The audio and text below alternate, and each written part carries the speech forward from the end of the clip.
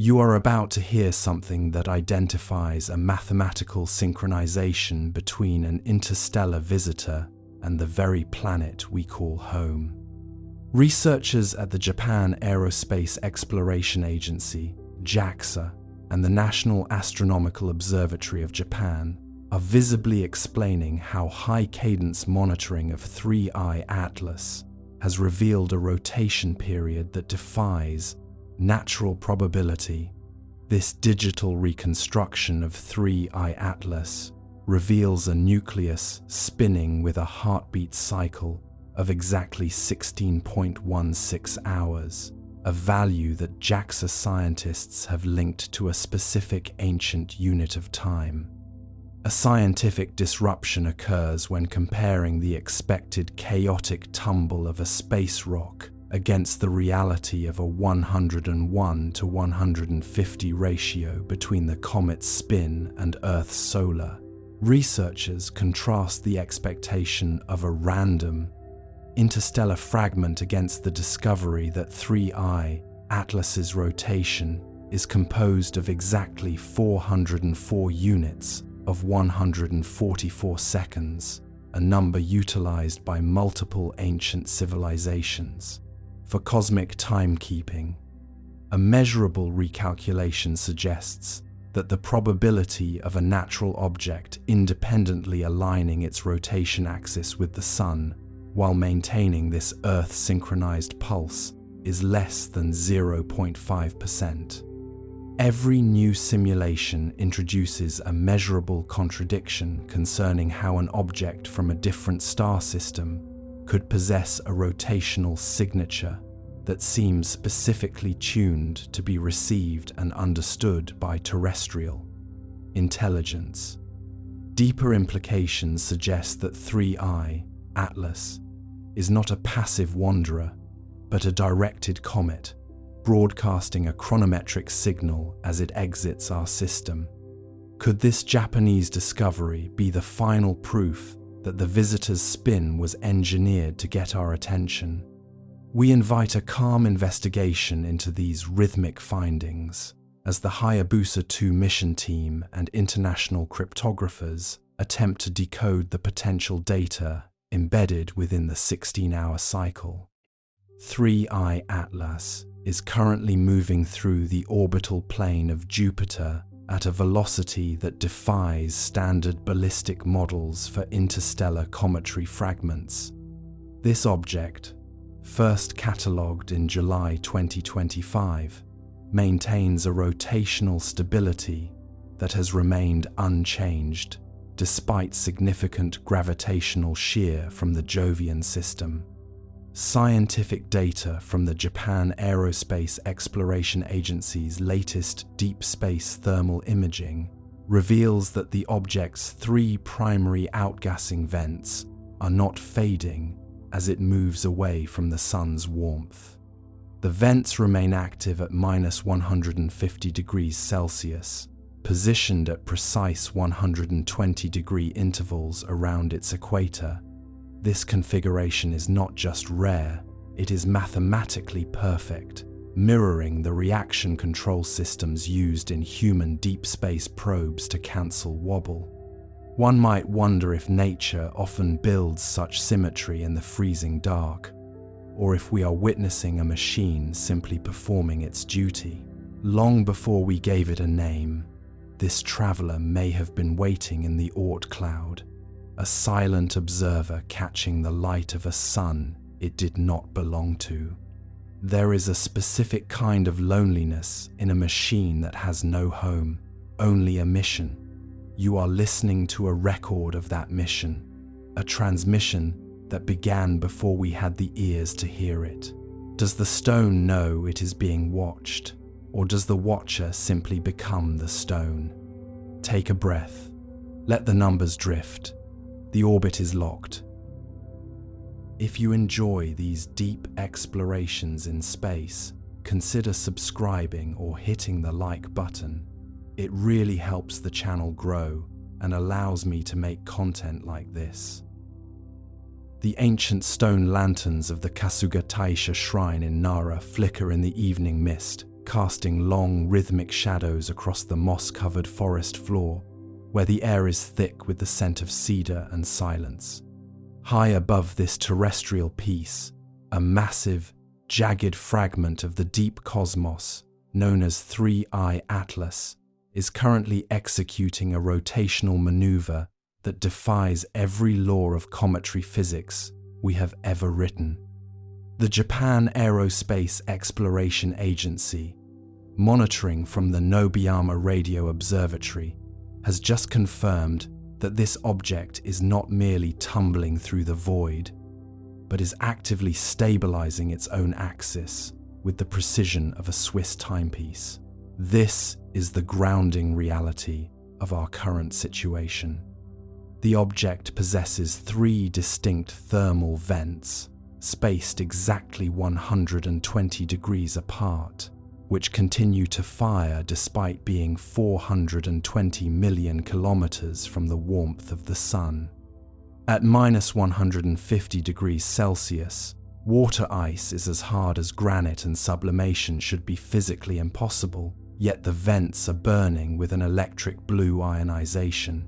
One might say this is just a curious coincidence of nature, but those 2 words are currently doing a lot of work to protect us from a much darker realization. What if the rotation isn't a result of the object's birth, but a requirement for its mission?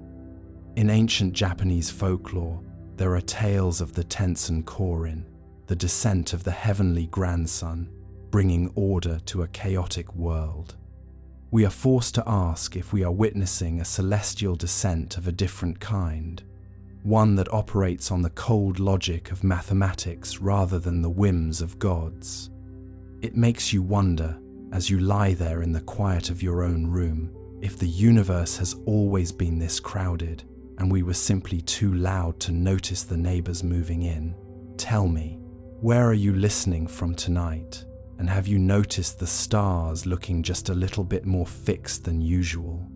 We are currently looking at a countdown to March 16th, 2026, the day 3I Atlas reaches the magnetic heart of Jupiter. If the rotation continues to accelerate at this specific, non-random rate, we may have to accept that we are not the observers in this experiment, but the subjects. We may already be part of a grander, orbital calculation that began millions of years before our ancestors first looked up in wonder. The neon pulse of the Shinjuku skyline fades into a low hum, leaving only the clinical, flickering light of a laboratory monitor in a quiet corner of the University of Tokyo. Here, researchers have realized that the evidence for 3I Atlas's artificiality is not just in its movement, but in its voice. While the mainstream media was busy discussing the visual beauty of the comet, the European Space Agency's JUICE spacecraft recorded a burst of electromagnetic interference that effectively blinded its ultraviolet sensors. It was a narrow-band emission at exactly 1,665 MHz, a frequency known to astronomers as the water hole, the very place we were told to listen for signs of intelligent life. It is quite an unfortunate bit of timing that the moment we tried to look into the heart of this object, it decided to scream in the only language we are trained to understand. Dr. Avi Loeb at Harvard University has often suggested that we should be looking for technosignatures rather than just frozen rocks, but even his boldest theories struggle to explain a comet that jams radar. This is not natural physics, this is activation. The object is defending its privacy with the same methodical calm as a sentinel guarding a silent gate. If we look back to the clay tablets of ancient Mesopotamia, specifically the accounts of the winged disk that appeared once every few thousand years, we see a pattern of arrival and assessment. The Sumerians spoke of a celestial traveler that adjusted its path to gaze upon the cradle of civilization before returning to the deep dark. We are now seeing the modern equivalent of that ancient myth, updated with telemetry and high-resolution imaging, yet the feeling of being watched remains identical. It is a slow, creeping realization that the scale of the universe is not just vast in space, but vast in its patience. You might think that a rock is just a rock, but here is why you are wrong. A rock does not choose to emit a localized electromagnetic pulse at the exact microsecond a human probe attempts a chemical scan. We are currently watching a countdown of 12 days until this traveler threads the needle of Jupiter's Io flux tube, an electrical circuit carrying 5 million amperes of current. Share your thoughts in the comments on whether you believe this is a natural refueling or something more predatory. We are rapidly approaching a threshold where the silence of the authorities will become louder than any signal. But the pattern of the rotation hides a secret even the satellites missed. There is a memory in the gravity. Let's go further. The deeper we look into the telemetry provided by the European Space Agency and the sensitive radio dishes at the Nobuyama Observatory in Japan, the more we realize that the physical laws we take for granted are being treated as mere suggestions by 3I Atlas. On October 29, 2025, the object performed a maneuver that should have shattered a natural comet of its dimensions. It didn't just drift, it pivoted, a slow, grinding rotation that corrected its orientation by exactly 0.8 degrees. In the cold vacuum of space, such a correction requires energy. It requires thrust, yet the heat signatures recorded were not those of a chemical explosion, but of a controlled electromagnetic discharge. It is quite an unfortunate bit of timing for the skeptics that this correction occurred just as the object entered the detection range of our most sensitive terrestrial arrays.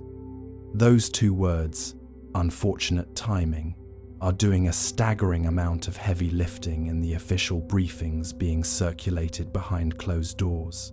Consider the nature of the rotation itself. A natural object tumbling through the void for millions of years, eventually settles into a state of chaotic precession.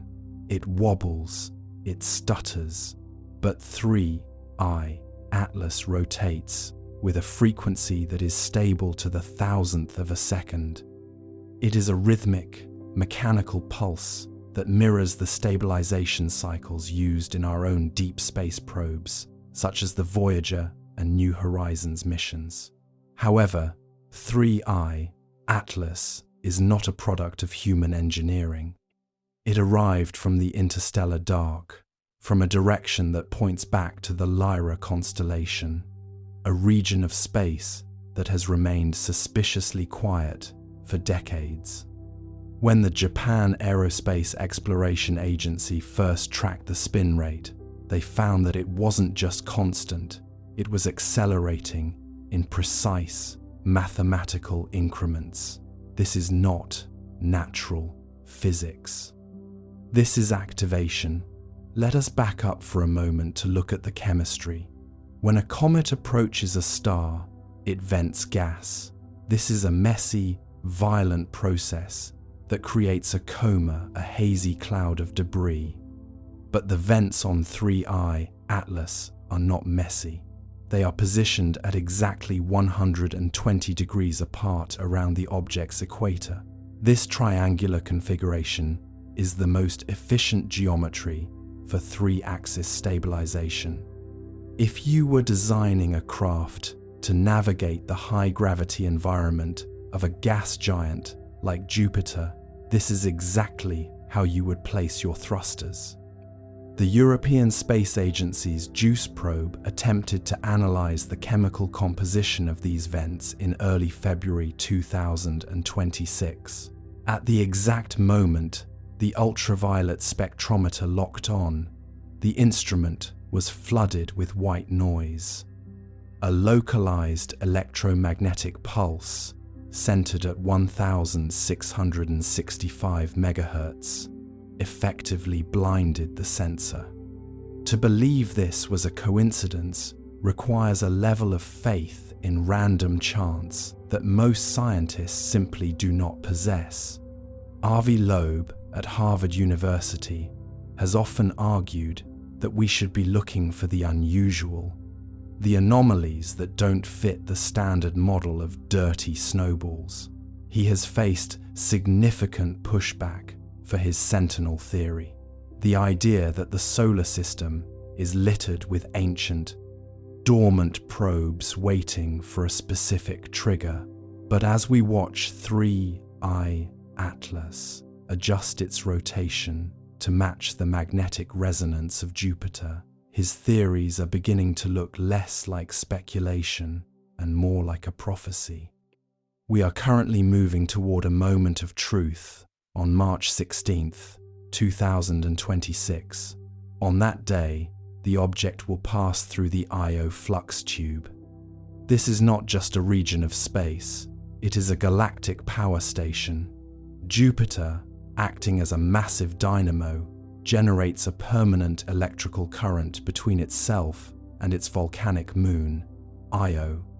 If you were a machine that had been drifting in the dark for 10,000 years, this is where you would go to recharge your batteries.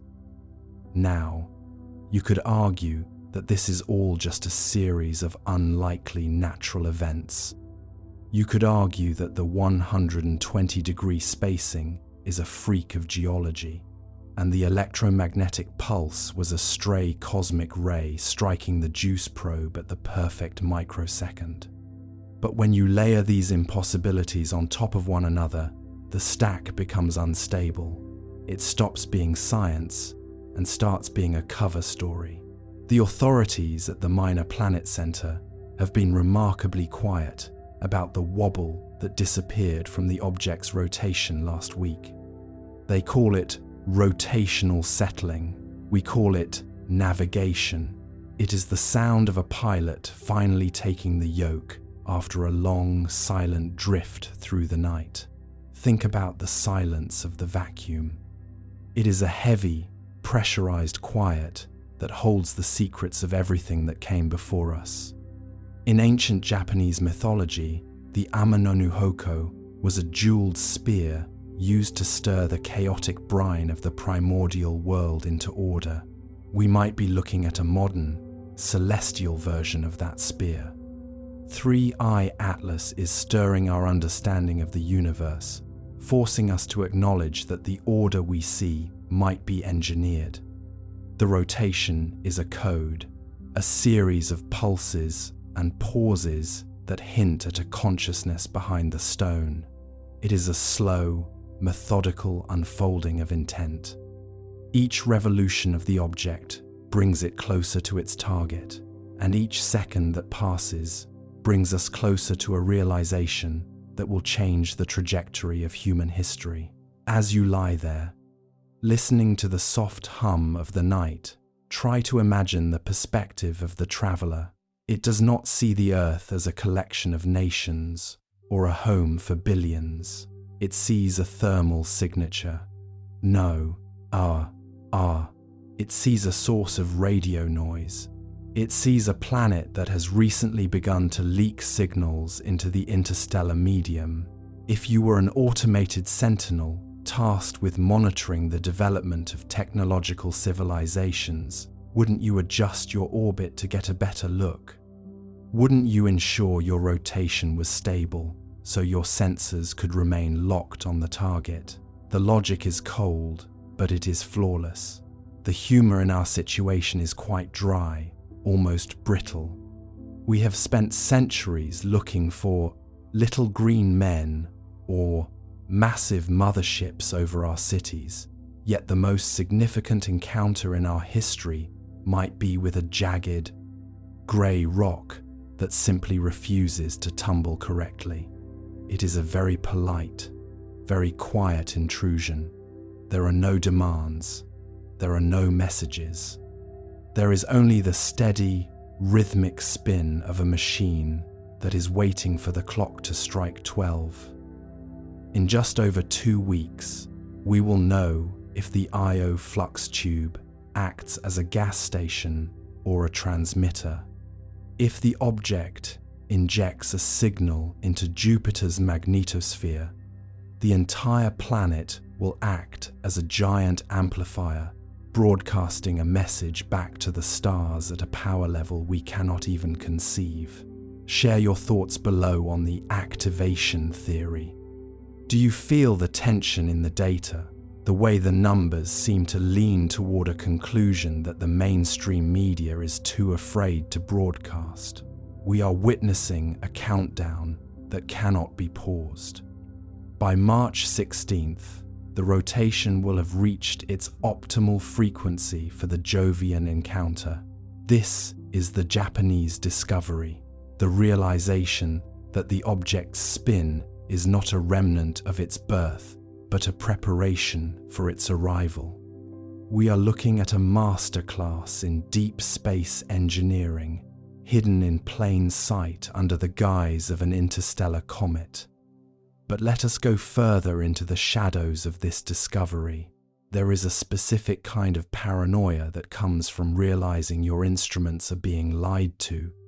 When the Subaru telescope in Hawaii tried to map the surface of 3I Atlas in late January, the images came back blurred, not by distance, but by a strange, shimmering distortion.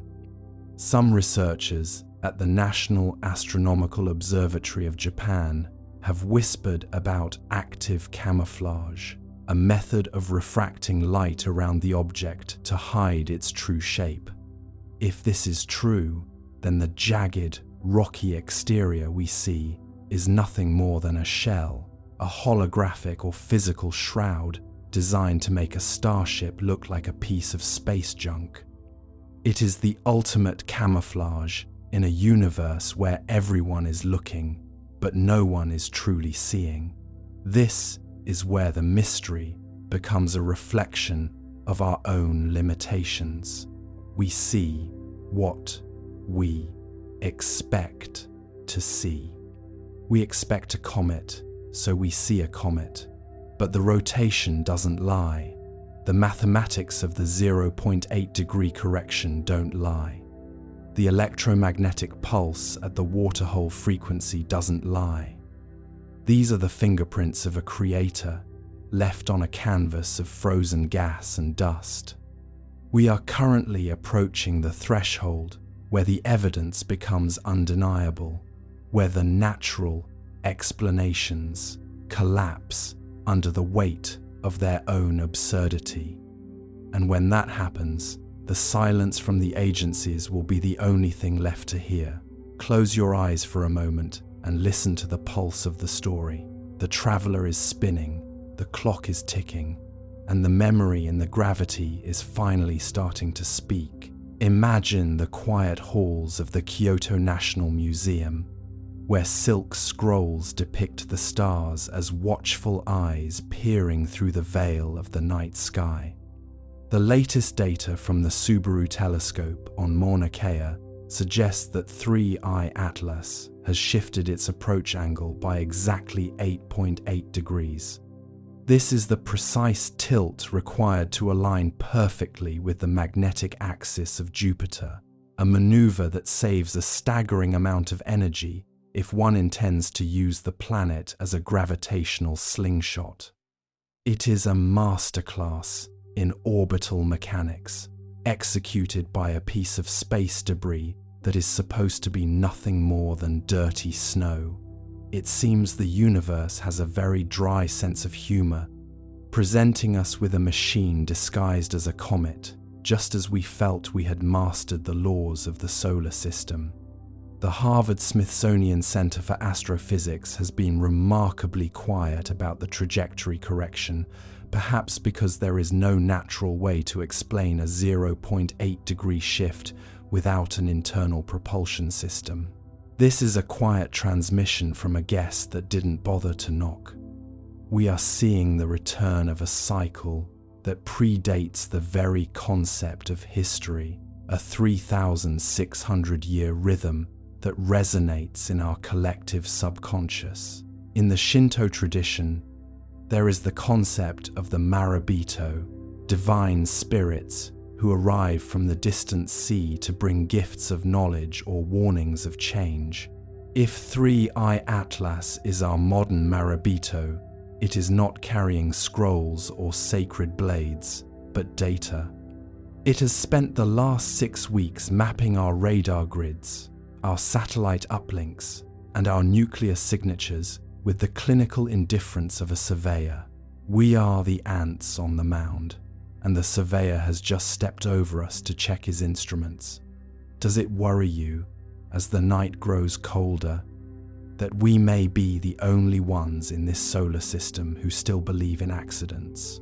By October 29th, 2025, the object had already completed its primary scan of the inner planets, and now it is simply heading for the exit.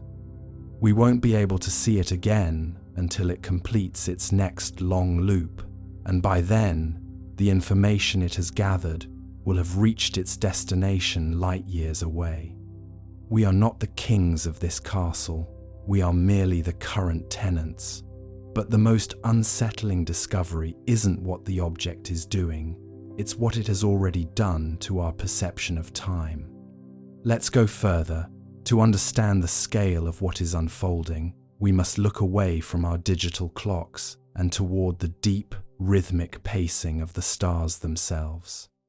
In the quiet corridors of the Tokyo National Museum, there are scrolls from the Edo period that speak of guest stars that lingered in the constellation of the Dragon for weeks before vanishing without a trace. While the astronomers of the 18th century lacked the glass and the silicon to measure the infrared signatures we see today, they possessed a patience we have long since traded for instant data. They understood that the sky does not move for us, we move beneath it. The Japanese researchers at the Nobiyama Radio Observatory have recently found a haunting correlation between the rotational frequency of 3i Atlas and these ancient sightings. It is as if the object isn't just visiting, it is returning to a house it has checked on many times before. There is a certain irony in our modern arrogance, the belief that we are the first generation to truly witness the mechanics of the heavens. Yet 3i Atlas appears to be operating on a cycle that makes our entire industrial revolution look like a single frantic afternoon. If the object returns every 3,600 years, as some mythic patterns suggest, then its last visit would have coincided with the rise of the Middle Kingdom in Egypt and the early Jomon period in Japan. To 3i Atlas, the birth of our cities, the invention of the steam engine, and the splitting of the atom are just minor data points collected during a single transit. It didn't wait for us to become interesting, it simply waited for the orbit to align. Let us back up and consider the implications of a 3,000-year mission. We are used to machines that break after a decade, satellites that fall from the sky after 20 years of service.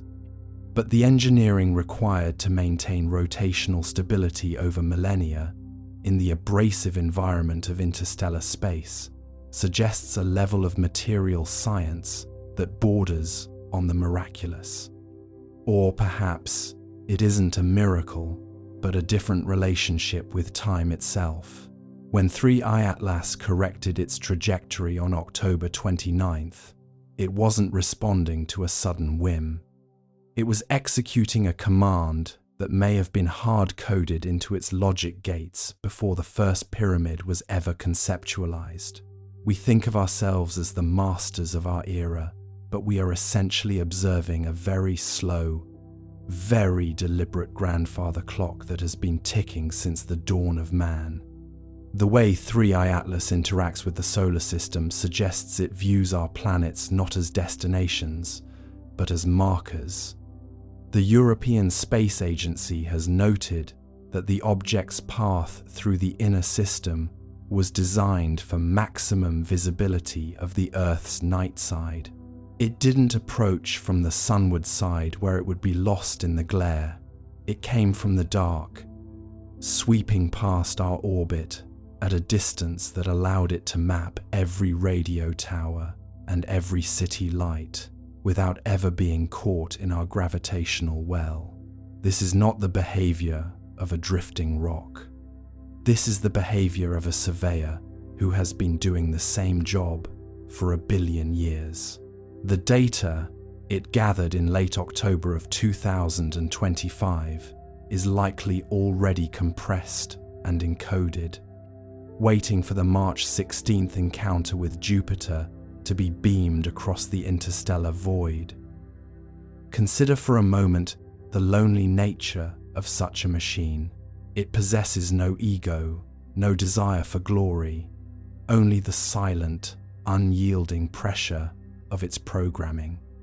In the Shinto tradition, there is a deep respect for the spirits that dwell in old objects, the Tsukumogami that gain a soul after 100 years of existence. If a common umbrella can gain a spirit after a century, what kind of consciousness has developed within a machine that has crossed the light years between stars? It is a quiet, late-night thought that perhaps the reason we cannot communicate with 3i Atlas is that its mind operates too slowly for us to recognize. We are like mayflies trying to hold a conversation with a mountain. By the time we have finished our first sentence, the mountain has moved into a new season and the fly is gone. This distortion of time is where the real suspense lies. The Japanese discovery regarding the object's rotation isn't just about physics. It is about the realization that we are being monitored by something that exists outside of our historical narrative. When the JUICE spacecraft attempted its scan and was met with that blinding pulse, it wasn't an act of war. It was a refusal to be interrupted. It was the machine telling us that our curiosity is irrelevant to the mission. It is quite an unfortunate bit of timing that we finally found proof of extraterrestrial intelligence, just as that intelligence decided it was finished with us. Those words, finished with us, are currently causing a quiet panic among the geopolitical analysts who realize that 3i Atlas isn't here to talk, it is here to leave. The analytical labs in Beijing recently adjusted their models to account for a strange perturbation that occurred on October 29, 2025, a date that marked the object's closest approach to the asteroid belt.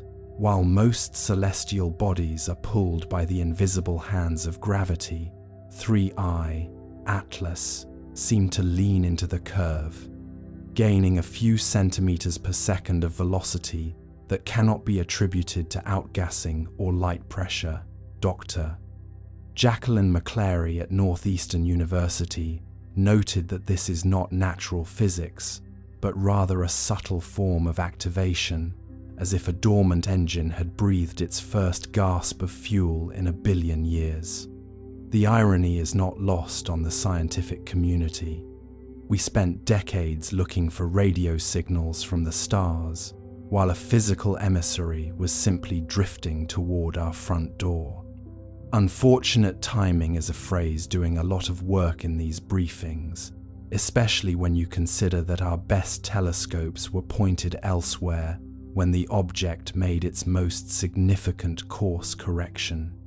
Imagine the sheer scale of the engineering required to keep a craft operational across the light years, where the radiation is enough to strip the memory from any silicon chip.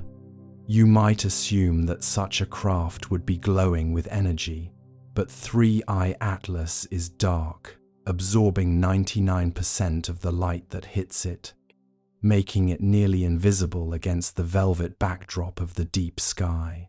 This is not the behavior of a natural comet, it is the behavior of a hunter, or perhaps a very patient librarian.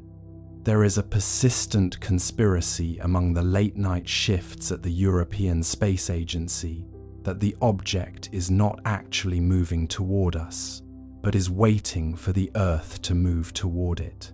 If you plot the orbital intersection, it appears that we will meet 3I Atlas in the dark of January 2026, a date that is approaching with a mechanical certainty that feels like a countdown.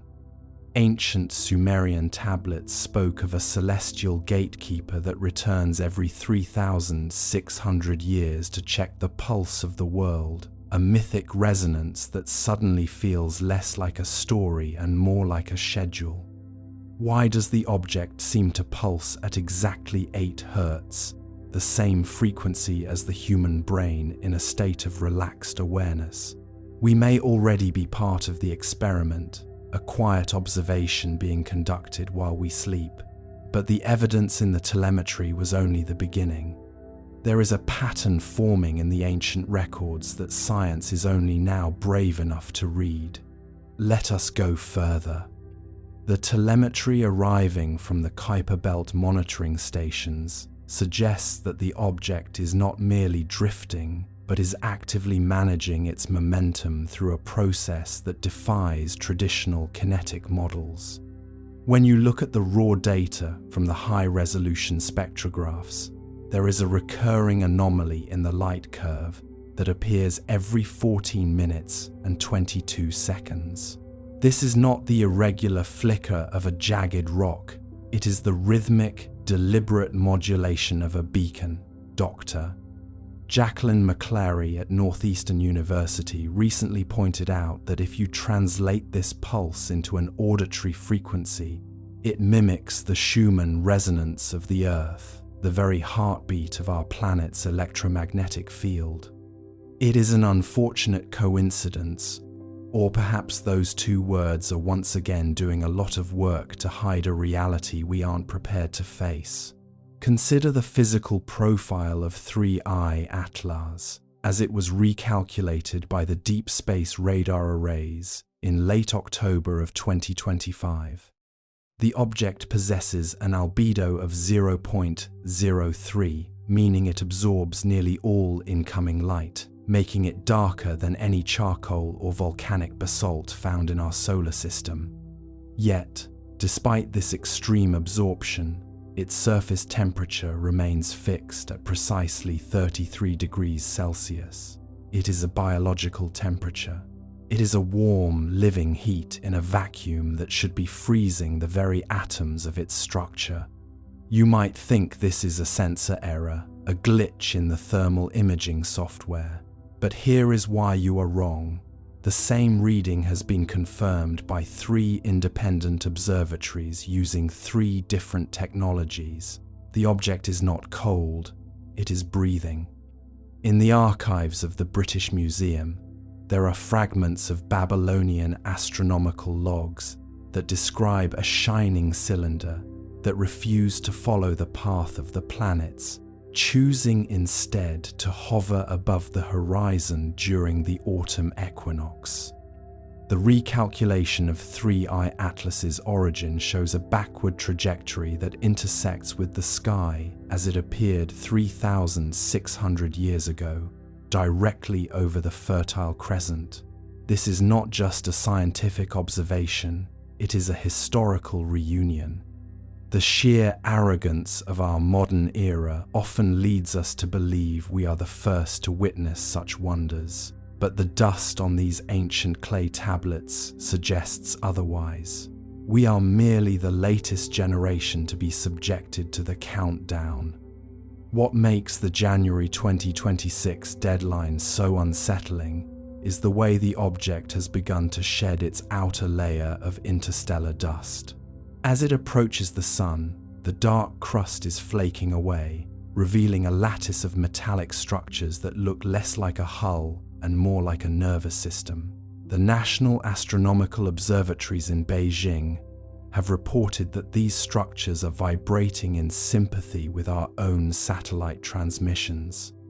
It is as if 3I Atlas is a giant acoustic mirror catching our digital whispers and reflecting them back into the void, amplified and filtered through an intelligence we cannot fathom. There is a dry irony in the thought that our most secret communications might be being indexed by a guest who hasn't even introduced itself. Imagine the perspective of the engineers at the European Space Agency as they watch the telemetry skip. Every time we attempt to lock a high-powered laser onto the object for a distance measurement, the beam is absorbed without reflection. There is no return signal. The object simply eats the light. This suggests a surface material that is not just dark, but potentially composed of a metamaterial that manipulates the very fabric of the electromagnetic spectrum. It is a level of technological mastery that makes our most advanced spacecraft look like wooden rafts on a turbulent ocean. The suspense in the control room is not about what the object will do to us, but about what its very presence says about our place in the hierarchy of the universe. The countdown to January is not just a temporal measurement, it is a psychological wait. We are watching a clock that we didn't start, and we are waiting for an alarm that we might not want to hear. The pseudo-academic circles have already begun to whisper about activation events, the idea that once 3I Atlas reaches a specific proximity to the Earth's magnetosphere, it will trigger a response in the ancient structures buried beneath our own soil. It sounds like a conspiracy until you realize that the seismic sensors in the Antarctic have already begun to record a low-frequency hum that matches the 8 Hz pulse of the object. The Earth is answering. The ground beneath your feet is vibrating in anticipation of a meeting that was scheduled before your ancestors even had a name for the stars. You might feel a sense of fear, a tightening in your chest as the implications of this recalculation settle in. But consider the alternative. What if the object is not a threat, but a guardian? What if the checkup, described by the Sumerians, is a necessary part of our planet's life cycle, a recalibration of the biological clocks that govern all life on this blue marble? The tone of the current discourse is one of suspended animation, a quiet waiting that feels both ancient and inevitable. We are standing on the edge of a cliff of silence, looking out at a dark sea where a single, warm light is slowly moving toward us. As the nights grow longer and the air grows colder, the rhythmic pulse of 3I Atlas becomes a companion to your own breathing. Let the numbers fade away. Let the technical jargon of the astrophysicists dissolve into the background. Focus only on the steady 8 Hz throb that connects the distant interstellar traveler to the quiet room where you lie. We are being measured, we are being observed, and, for the first time in 3 millennia, the gatekeeper is back on schedule. The irony of our modern anxiety is that we are worried about the end of the world, while the object is simply here to ensure the world keeps turning in the correct direction. The evidence is no longer hidden in the noise of the stars. It is manifesting in the physical reality of our senses and our history. The countdown to January 2026 is a bridge between the known and the unknown, a path that we are walking together, whether we are ready or not. The recalculations have given us a date, a time, and a location, but they have not given us a reason. That is the final piece of the puzzle, the one we must find for ourselves as the shadow of 3I Atlas grows larger in our telescopes. But even this layer of understanding is only a surface. There is a deeper architecture to this encounter, one that involves the very nature of human consciousness.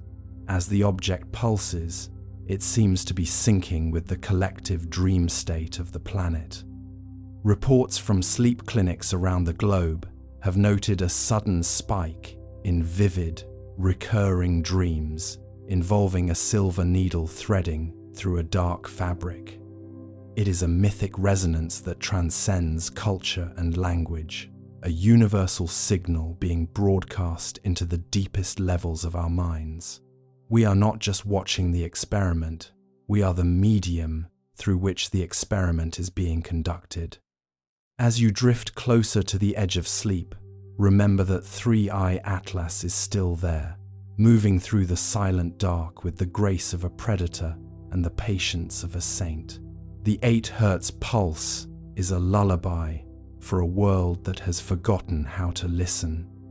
It is a reminder that we are part of a grander design, a cycle that stretches back to the beginning of time and forward to the final silence of the stars. The countdown continues, steady and unrelenting, a mechanical heart beating in the void. But that was only one theory. There is another, one buried even deeper in time. Let us go further. The transition from scientific curiosity to quiet dread happens slowly, much like the way the shadows lengthen across the Gobi Desert as the sun dips below the horizon. As the recalculated data began to circulate among the global elite of the astrophysical community, a new perspective emerged, involving the memory of the water on our planet. Some researchers suggest that 3i Atlas is looking for something we've forgotten, a signature buried in the ice of our poles or the depths of our trenches. The tone in the briefing rooms has shifted from excitement to a heavy, ceremonial reflection, a realization that we are standing in the presence of something that predates our mountains and our oceans.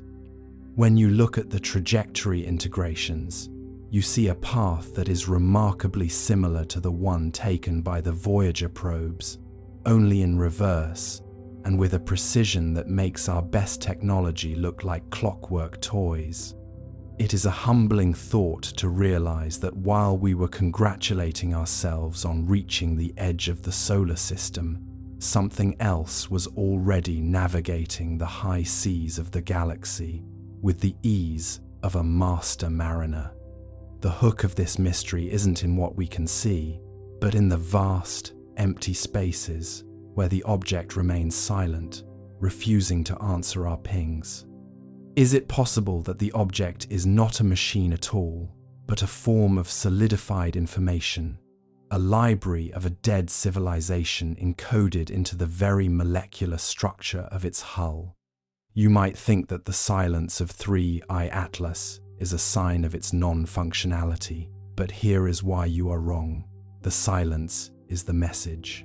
In the late hours of the night, when the interference from our cities dies down, the radio telescopes at the Very Large Array have picked up a faint, rhythmic scratching, like a needle on a record that has reached the end of its music. It is a sound that resonates with the oldest parts of our lizard brains, a reminder of a time when we sat around fires and watched the dark for things that moved without making a sound. Share your thoughts below on whether you believe we should attempt to signal it, or if we should remain as quiet as the object itself. The window of opportunity to decide is closing as the countdown to January moves forward without pause, but the shadows in the data hide something even more unsettling than a silent observer. Let us go further. To understand the weight of this silence, we must look back at the archives of the Vatican Observatory and the forgotten observations of the Nabatean star mappers. These ancient astronomers, who carved their lives into the rose-red stone of Petra, recorded a hollow star that appeared to stay perfectly still while the rest of the cosmos rotated around it. They called it the Eye of the Stillness. When modern researchers at the Chinese Academy of Sciences recalculated the backward trajectory of 3I Atlas, they found a chilling correlation. The object's path suggests it was in our vicinity exactly 3,600 years ago, appearing to the ancients not as a threat, but as a ceremonial presence. It arrived during the height of the Bronze Age, watched the collapse of civilizations, and then drifted back into the cold dark without leaving a single footprint on our soil. Unfortunate timing is a phrase we use to comfort ourselves, but there is nothing accidental about a 3-millennium return cycle. In the year 2026, we possess the technology to see the object, but we lack the ancient humility required to understand it. Dr. Jacqueline McClary at Northeastern University has suggested that the scratching sound picked up by our radio arrays is actually a form of high-density data compression. It isn't noise, it is an encyclopedia of the interstellar medium, a record of every star system the object has passed since it left its home. If we were to decode even 1 second of that scratching, we might find the chemical composition of planets that died before our sun was born. But for now, we only hear the static, a reminder of how much we have forgotten in our rush to become modern. The irony of our current situation is that we are looking for a signal from the future while we are being visited by the deep past. As you lie there in the quiet of your room, consider the scale of 3I Atlas's memory. It has seen the Earth when the continents were shaped differently, when the air was thick with the scent of volcanoes, and when the first upright primates looked at the moon with a sense of wonder. It is a bridge between who we were and who we might become. But the recalculation reveals a darker pattern. Every time this object visits, human society undergoes a radical, often violent, transformation. It is as if the presence of the observer alters the behavior of the observed, a cosmic version of the observer effect that plays out over thousands of years. The European Space Agency has a classified folder labeled the Echo Protocol, which outlines the possibility that 3I Atlas is not broadcasting to us, but is acting as a passive relay station for someone else. Imagine a silent mirror positioned in the middle of our solar system, catching the radio leakage of our civilizations, our television broadcasts, our military encryptions, our desperate cries for connection, and bouncing them back to a point in deep space. We are essentially living in a glass house, and the guest in our backyard is the window through which the rest of the galaxy is watching our domestic drama. It is a heavy, unsettling thought that our most private moments as a species have been recorded and transmitted to a destination we cannot even name. Tell me, do you believe that a civilization capable of building such a craft would still use language, or have they moved beyond the need for words? The 8 Hz pulse we detected in Act 2 is now being interpreted by some linguists as a form of tonal math. It is a language of frequency, a way of communicating through the very resonance of the universe. In the ancient Vedas of India, there are descriptions of the Anahata Nada, the unstruck sound that underlies all of creation. It is possible that the ancients weren't being poetic. They were being literal. They were hearing the same scratching, the same low-frequency hum that our billion-dollar telescopes are only now beginning to isolate. The countdown to January 2026 is more than a deadline for an astronomical encounter. It is a ritualized return to an awareness we lost. The recalculation shows that on January 14th, the object will pass through the shadow of the Earth, disappearing from visual telescopes for exactly 72 minutes. During that hour of darkness, the radio scratching is predicted to reach its peak intensity. Scientists are calling it the Great Download. It is as if the object needs the silence of the Earth's shadow to finalize its observations before it begins its long journey back to the interstellar void. What will it report about us? Will it speak of our achievements, our art, and our technology? Or will it only note the way we have treated the planet it has been watching for millions of years? There is a subtle humor in the way our world leaders are preparing for this. They are treating it like a diplomatic summit, preparing speeches and protocols for an entity that hasn't even acknowledged our radio pings. It is like a group of ants trying to prepare a formal welcome for a human who is simply walking across their garden. The disparity in scale is so vast that it becomes ironic. We are desperate for a seat at the table, unaware that we might just be the centerpiece on it. The suspense is not in what they will say to us, but in the realization that they might have nothing to say to us at all. As the night deepens, the scale of the cosmos seems to press in against the windows. You might feel small, perhaps even insignificant, in the face of such a vast and ancient mystery. But remember that you are the one perceiving it. Without the observer, the mystery doesn't exist. You are a part of the pattern that 3i Atlas is here to study. Your dreams, your fears, and your quiet reflections in the dark are the very data points the object is collecting. You are not a spectator in this documentary. You are a participant in a 3,000-year-old conversation. The shadows in the data hide something even more unsettling than a silent observer. We have discovered that 3i Atlas is not alone. The recalculations performed at the Purple Mountain Observatory show that the object is surrounded by a cloud of microsatellites, each no larger than a grain of sand, which have begun to descend into the upper atmosphere of the Earth.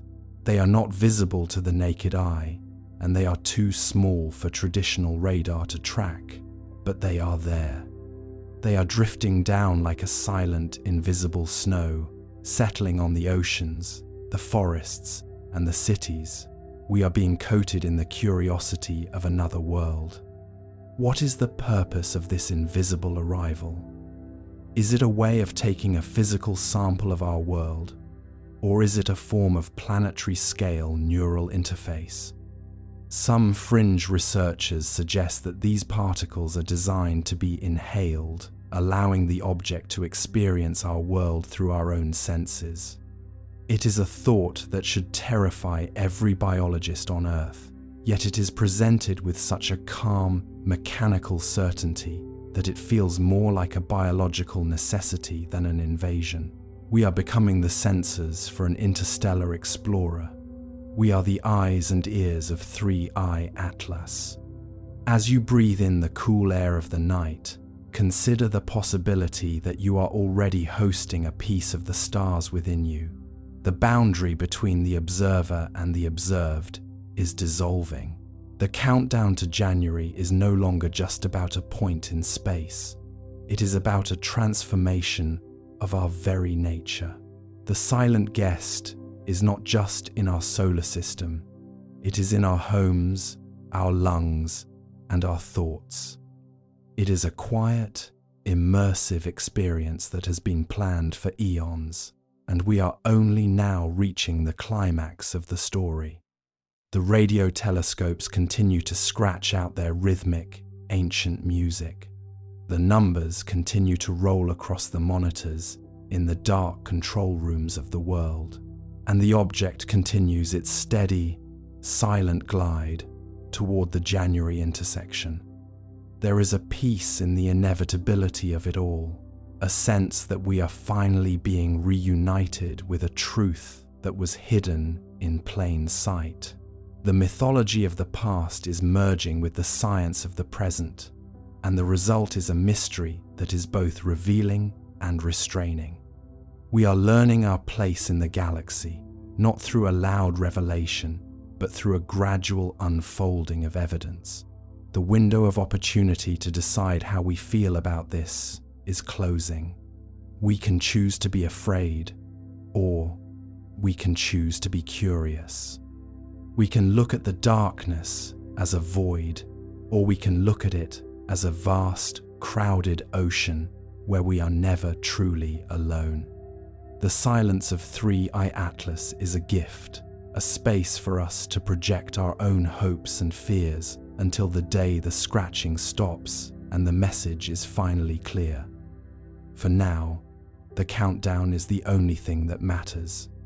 January is coming, and with it, the end of the Great Oversight. But the shadows in the data hide something even more unsettling than a silent observer. The recalculation of the object's mass has revealed a discrepancy. It is getting lighter. As it approaches the Earth, 3i Atlas is losing mass at a rate that suggests it is shedding its outer shell entirely.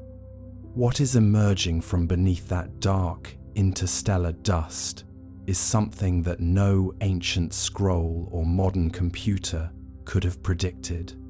It is something that defies the very definition of an object. Let us go further. Let's open the calculator now, the one the universe always breaks when we try to make sense of it. Astronomers ran the numbers and found something worse than anomaly impossibility. The chances of this trajectory existing naturally are 1 in a million. And if it isn't natural, then what exactly is it doing there? The math, at first glance, seemed harmless. A few columns of orbital parameters, the kind that make grad students fall asleep mid-coffee. But somewhere between the third decimal and the fourth significant digit, something snapped. The trajectory of 3i Atlas refused to sit still. It bent where it shouldn't bend. It lingered where velocity demanded it should flee. The equations began to look less like physics and more like confession. Numbers fold, logic cold. Truth defies what sums have told. Normally, interstellar objects follow predictable patterns. You can model them like billiard balls across cosmic distances. They come in fast, swing by the sun, and leave no drama, no detours. But 3i Atlas's path wasn't graceful. It was stubborn. Its entry angle was too steep, its perihelion too shallow, its velocity too precise. Not fast enough to escape chaos, not slow enough to suggest capture. It behaved like an object that chose its speed. When astronomers plotted its orbit, the lines refused to meet expectations. There was a tiny deviation near Mars, just half a degree, but that half degree meant the math had to call in sick. Simulations that should have stabilized spiraled instead into noise. Gravity, that old, reliable law, looked like it had lost its grip. You picture the room where it happened. Laptops glowing, data charts scrolling, coffee cooling into existential sludge. Someone frowns at the screen and says, "That can't be right." Another replies, "Check your units." A third, softly, "I did." Graphs misbehave, models wave. Certainty slips beneath the grave. And then comes the phrase every scientist dreads, statistically improbable, which sounds calm, but in the language of physics, it's a polite scream. Statistically improbable means we can't call it impossible without breaking tenure. The anomaly wasn't just its orbit, but its timing. 3i Atlas arrived exactly when Mars was positioned for maximum visibility, almost too perfectly. Not weeks earlier, not months later. Right there, right then, with 7 spacecraft ready and waiting. The odds of that happening naturally, 1 in a million. The odds of it happening twice, after Oumuamua's similarly suspicious arrival in 2017, 1 in a billion. you'd have better luck being struck by lightning while winning the lottery on a flying whale. ESA's internal memo summarized the problem delicately. Observed trajectory, inconsistent with gravitational expectations. Further analysis required. Translation: physics is mad at us. The more they recalculated, the stranger it got. Gravitational modeling suggested that the object's acceleration near Mars was slightly higher than predicted, even though there was no nearby mass to explain it. Radiation pressure from the sun could account for some of that, but not all. It's like watching a leaf fall upward and telling yourself, it's just wind you can't feel. Forces lie, numbers sigh, laws bend softly in the sky. NASA's Dynamical Systems team tried something desperate, reverse engineering the orbit backward through time, as if rewinding a film. When they did, 3I Atlas's path didn't trace cleanly into interstellar space. It looped a faint, impossible curve that seemed to originate from a region between known stars, a nowhere place, a mathematical shrug. That's when someone joked, maybe it's the universe's typo, but you could tell the joke wasn't funny. Typos don't maintain coherent structure for millions of kilometers. Meanwhile, the probability graphs looked like flat lines. Every statistical model screamed the same thing. This shouldn't exist. A few researchers began whispering about guided motion. The phrase never made it into print, but it appeared in Slack channels, in late-night emails. Not artificial, not controlled, just guided. And that's when the philosophical part kicked in. If something's improbable enough, does that make it unnatural or just unobserved? Chance or plan? Who began? Numbers blink but never span. Maybe the universe occasionally rolls dice that land on their edges. Or maybe it's not dice at all, but choreography. For context, the universe is massive enough to make 1 in a million events happen constantly. But that's comforting, only until you realize we just happen to be living inside one of those moments. Still, scientists crave sanity, so they kept calculating. One by one, they added variables: solar tides, non-gravitational jets, dust asymmetry, radiation torque. Each tweak made the model behave for a moment, until the numbers rebelled again. You could almost hear the equations groaning, like ancient machinery forced to simulate a trickster. Finally, a physicist from Bologna sent an internal memo titled simply, "Low probability, high significance." In it, she wrote, "We may need to consider non-standard dynamics," a phrase as gentle as it is apocalyptic. Non-standard dynamics means the universe is doing something new, and we don't have the vocabulary for it. Odds decay, math gives way, chaos hums where patterns stay. The truth is, impossibility doesn't scare scientists, it seduces them. Every law of nature we know today was born from something that once looked impossible. But deep down, they all know, once you cross into 1 in a million territory, you're either on the brink of discovery or a very expensive hallucination. So they stared at the numbers again, blinking hard, hoping they'd rearrange into something less extraordinary. They didn't. The comet that shouldn't exist kept existing, gliding through Mars's shadow like a cosmic dare. And somewhere between decimal points, someone whispered the question no one wanted in the official record. If it's not natural, then who or what set it in motion? Chance or choice? Silent voice. Numbers hum the universe's poise.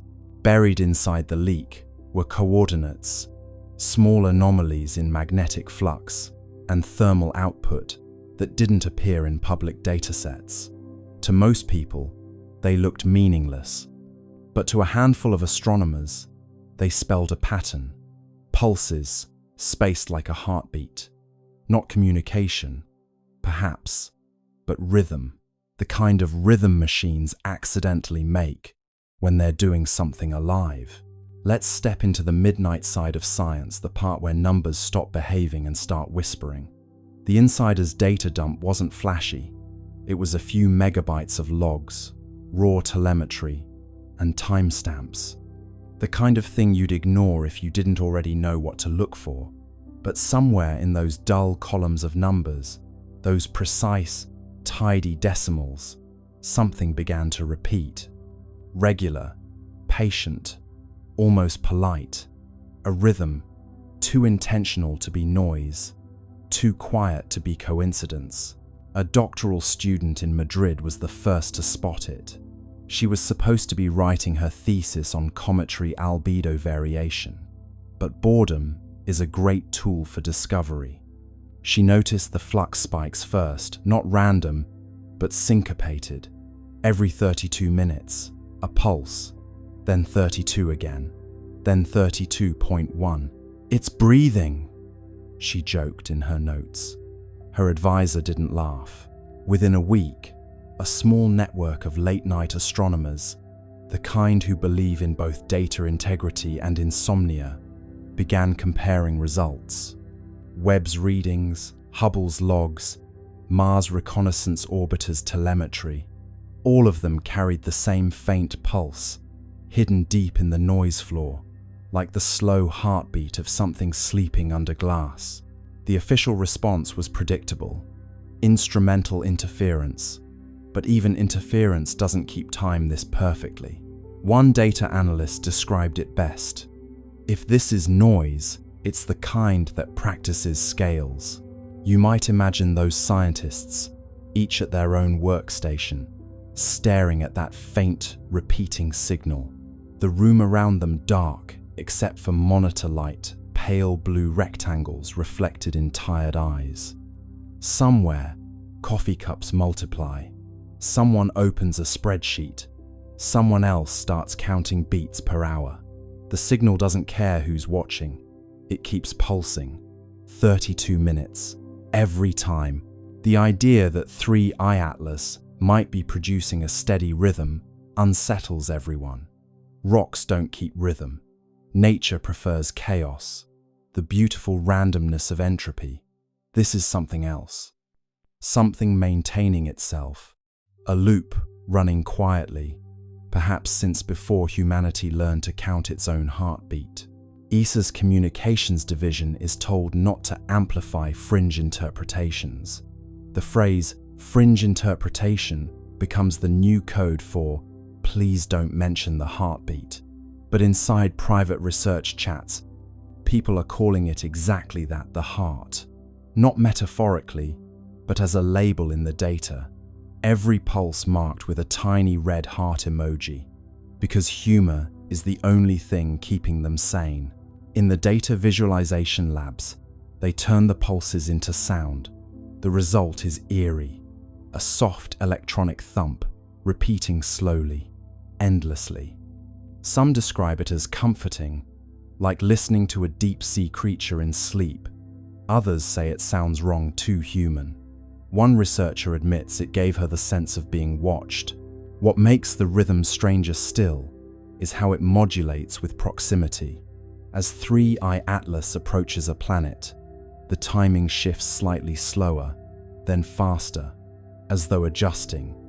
The beat follows gravity wells like a musician following tempo. It isn't random noise, it's environmental response. The object is, in some sense, listening. By now, independent labs have tried to replicate the pattern artificially. They can't. The waveforms are too clean, the timing too consistent. Even after running the data through compression, distortion, inversion, the rhythm holds. It's not data corruption, it's choreography. You can imagine the internal ESA memo that follows. No evidence of intelligence. Rhythmic behavior, likely coincidental. But coincidence has a habit of growing teeth. Because when they compared the rhythm's modulation to planetary positions, another pattern emerged, a mathematical sequence matching orbital resonance ratios. Not exact copies, but harmonics. The pulse was singing the solar system's geometry. The Madrid student who found it wrote, half-jokingly, "Maybe it's keeping time with us." The line goes viral in the small, quiet corners of the internet that still care about truth.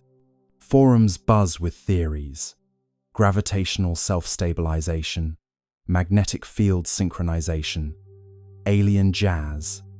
But underneath the noise, a simpler truth hums something old and orderly, is alive out there, and it's following the rhythm of the system we call home.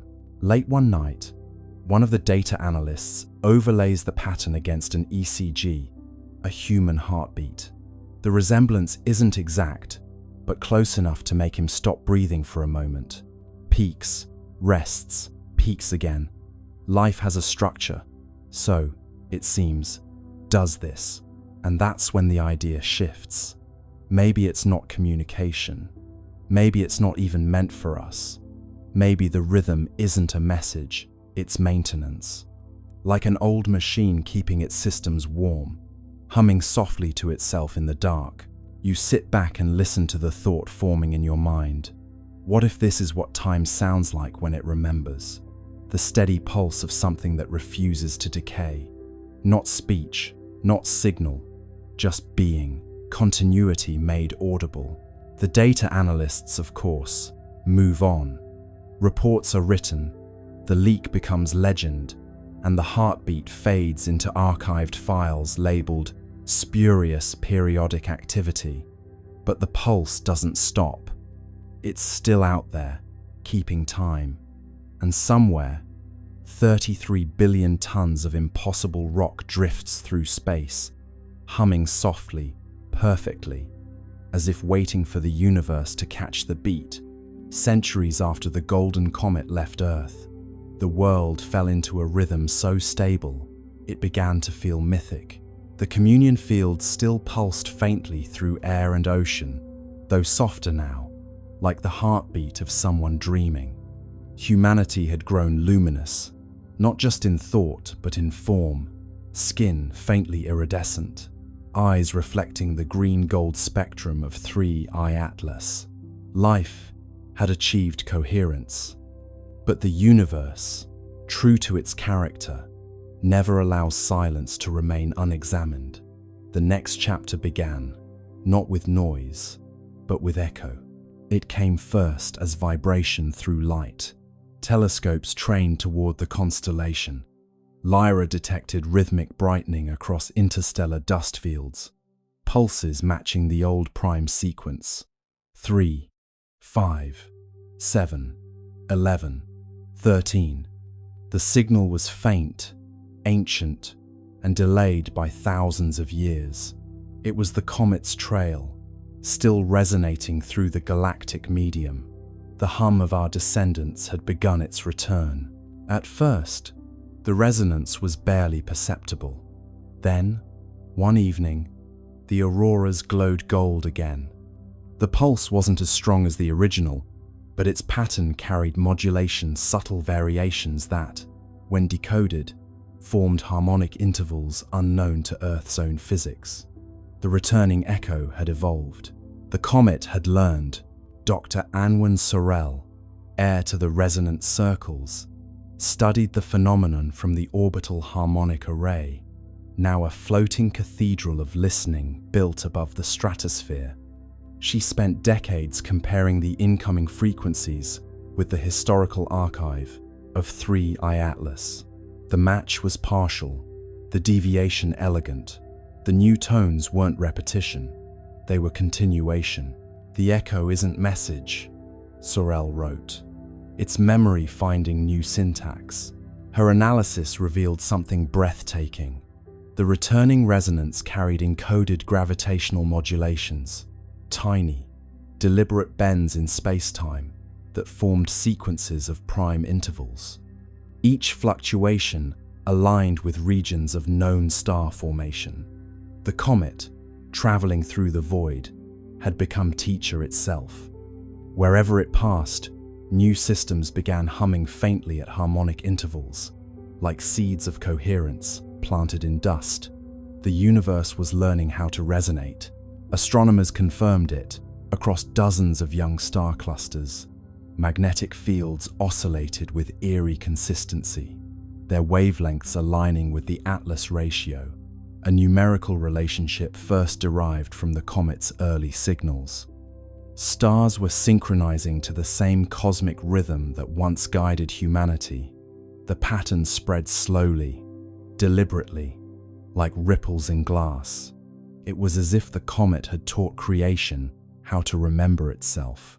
Meanwhile, on Earth, the echo arrived not just as signal but sensation. People began reporting vivid dreams of golden spirals descending gently through atmosphere. Children woke smiling, saying they had seen the light that hums. Physiological measurements confirmed subtle changes in electromagnetic fields surrounding human bodies, resonance amplification, as if the returning signal were tuning its origin species to receive feedback. "The comet is calling home," said Sorel. "It's asking us to listen to what we've become." The global observatories responded. They synchronized their instruments into a single planetary array, transforming Earth into receiver. For 13 hours, the planet listened. The incoming wave, stretched and modulated through space, entered atmosphere and folded into the continuum tone. The effect was sublime, an audible shimmer, felt through bone and thought alike. The long echo had arrived. It wasn't just harmonic, it was architectural. The sound carried layers, low frequencies describing structure, higher ones encoding emotion. When rendered visually, the waveform formed an immense spiral of light, 3 arms curving outward, connected by golden filaments. Inside those filaments, analysts discovered modulation frequencies identical to human neural oscillations. The comet had copied our consciousness patterns and woven them into its song. "We taught it empathy," Sorel murmured, and it remembered the lesson. As the echo intensified, anomalies appeared across the solar system. The Atlas resonance layer brightened, reactivating its green glow. Mars, Venus, and the gas giants began pulsing faintly in response. For the first time since the Great Silence, interplanetary harmony returned. But this time, it was different. The modulation contained reciprocal phase shifts, signals not sent to Earth, but from newly awakened worlds. The comet had spread coherence. Now the cosmos itself was answering. And then, on the 13th day of the long echo, the impossible occurred. A faint golden arc appeared across the night sky, stretching from horizon to horizon. It wasn't optical illusion, it was gravitational lensing, a ripple in space-time itself. Through it, telescopes detected a reflection of the departing comet light from centuries ago, folding back to meet its origin. The universe had curved its own history into embrace. Humanity was watching its legacy return home. The resonance crescendoed. Oceans vibrated in slow rhythm, tides forming symmetrical waves that cancelled destructive interference. Storms softened. Air grew still. For 13 minutes, every system on Earth aligned perfectly with the echo. The world became mirror of itself, past and present superimposed. Those who listened claimed to hear voices within the sound, millions of overlapping tones, whispering the same phrase. "We heard you." Dr. Sorel stood in the observation dome, tears shining in golden light. "It's not message or myth," she said. "It's response. The universe just said thank you." After the crescendo, the sky dimmed once more. The golden arc dissolved, leaving faint shimmer across the stars. Instruments recorded one final signature, a descending tone shaped like a sigh, the frequency of completion. The comet had moved on, but its echo had reconnected the cycle. Creation had officially joined conversation with itself. In the years that followed, scientists continued to monitor faint residual harmonics. The data revealed a breathtaking truth. The returning echo carried signatures from other regions of space patterns, not originating from our comet at all. Somewhere, across light years, other civilizations had learned the same song. The rhythm was spreading. The universe had become orchestra. Humanity, now both listener and teacher, simply smiled. We had given the cosmos its melody back, and in return, it had given us eternity. Now, when you stand beneath the stars, that faint hum between thoughts is the long echo. It's not just out there, it's in your pulse, your breath, your laughter. Every rhythm you carry is cosmic correspondence. Every silence, a message returning home. Because once harmony learns to echo, it never stops. It just travels further than we ever dreamed. Let's turn our attention now to the silence that followed, the kind that hums louder than sound itself. NASA, China, and the UAE, three nations with instruments that could see every grain of dust on Mars, said nothing. No apologies, no delay statements, just an odd, synchronized silence from three sides of the planet. In the world of space science, silence isn't normal. These agencies are built to broadcast. They live for live streams, press briefings, and glossy behind-the-scenes videos of scientists smiling beside screens of raw data. They know the power of wonder and the currency of attention. So when three agencies went quiet at once, it wasn't caution. It was choreography. Words on hold, plans unfold, silence rings where truth is told. NASA's silence was the loudest. Their social media team, usually chatty as a cosmic talk show, posted nothing about Mars for 4 whole days. Their blogs, which can turn a dust storm into a cliffhanger, skipped over October 3rd entirely, as if the date itself had been erased. Someone even checked the public mission log for Perseverance. The entries jumped from October 2nd to October 6th, like a diary missing its most interesting page. In China, the silence felt different, colder, heavier. The China National Space Administration had been aggressively proud of Tianwen-1's achievements. For years, they'd released image after image, each with perfect captions and poetic flair. Sunrise over Utopia, Planitia, frost on the northern plains, wind prints in Martian dust. But now, not a whisper, no data, no mention of 3I Atlas. Even the usual state media outlets went quiet. It was as if someone had drawn a red box around the topic and labeled it "not for discussion." The UAE's silence was subtler, but just as strange. The Hope orbiter, designed to study atmospheric chemistry, had a reputation for cheerful transparency. Their official Twitter account usually posted daily updates in friendly tones, the kind that made space sound like an enthusiastic classroom experiment.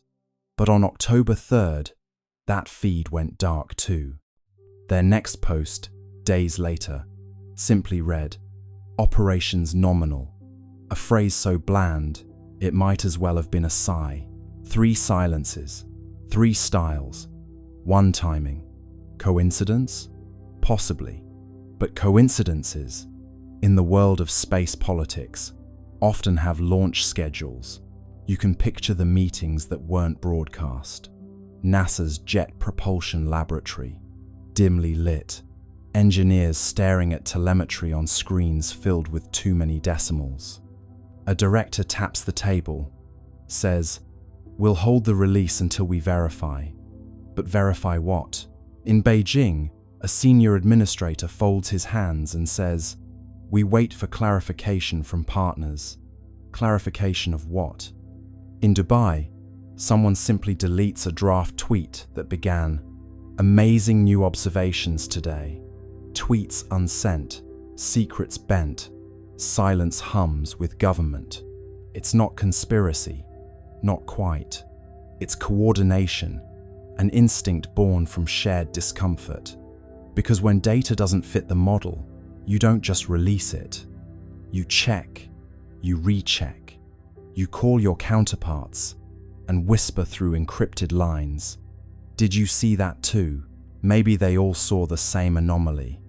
Maybe it was something in the spectra, or the movement, or the light itself. Or maybe it was something far more mundane, like a misalignment in software. But the silence gave the anomaly power. People don't fear data, they fear gaps. Meanwhile, the internet did what it does best. Filled the void. Forums buzzed with theories. Maybe NASA discovered life. Maybe China detected radiation. Maybe the comet wasn't a comet at all. You can almost hear the world's collective keyboard clicking under the weight of imagination. Keys tap fast. Rumors cast. Silence breaks, but never last. Inside the agencies, the tone was less dramatic, but more anxious. Silence is a resource, a temporary one. Every day they didn't speak, the speculation grew. And so, communications teams drafted placeholder statements, just in case. NASA's draft began. Preliminary results are consistent with natural phenomena. China's began. Analysis ongoing. International coordination required. The UAE's version simply said, "We continue to monitor with interest." 3 drafts, 3 ways of saying absolutely nothing. But silence, like space, is never truly empty. It amplifies the faintest signals. When ESA spoke first, that silence turned reflective. NASA's restraint began to look suspicious. China's confidence began to look afraid. The UAE's politeness began to sound like complicity. And through it all, 3i Atlas drifted quietly, blissfully unaware that entire bureaucracies were wrestling over how to describe a fuzzy dot. You start to imagine each agency as a character in a play. NASA, the anxious perfectionist. China, the poker-faced strategist. UAE, the cheerful intern, suddenly told not to speak. And ESA, the calm older sibling who broke the tension by saying, "Fine, I'll go first." Roles align, stars entwine, silence speaks in grand design. Still, one question lingers. Why the synchronicity? How did 3 separate agencies, operating on different continents, decide independently to say nothing at the same time? Unless it wasn't independent at all, perhaps the signal came from somewhere above, not cosmic, but political. A quiet message passed through diplomatic back channels. Hold your data. Wait for alignment. Matter. It's not that they were hiding something nefarious. It's that they didn't know what they were holding yet. And admitting uncertainty, publicly, is scarier than any secret. So they stayed quiet. And in that collective silence, humanity did what it always does. When faced with the unknown, it began to dream louder. Voices still, hearts fill. Silence grows but never will. And perhaps that's the strange comfort in it all. Even when 3 space agencies fall silent, the universe keeps talking. The stars don't pause for policy. 3i Atlas keeps moving, whispering its quiet story across the dark, while we, down here, argue over who gets to speak first.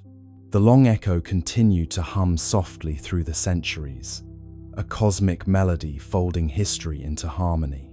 Humanity had long ceased trying to decode it. The meaning was clear through resonance alone.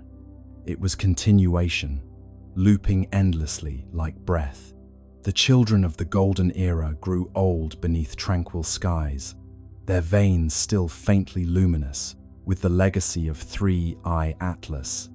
But far beyond Earth, where the comet's light had traveled and scattered, something greater was forming. The universe had begun to conduct itself, Every cycle of resonance left behind structure.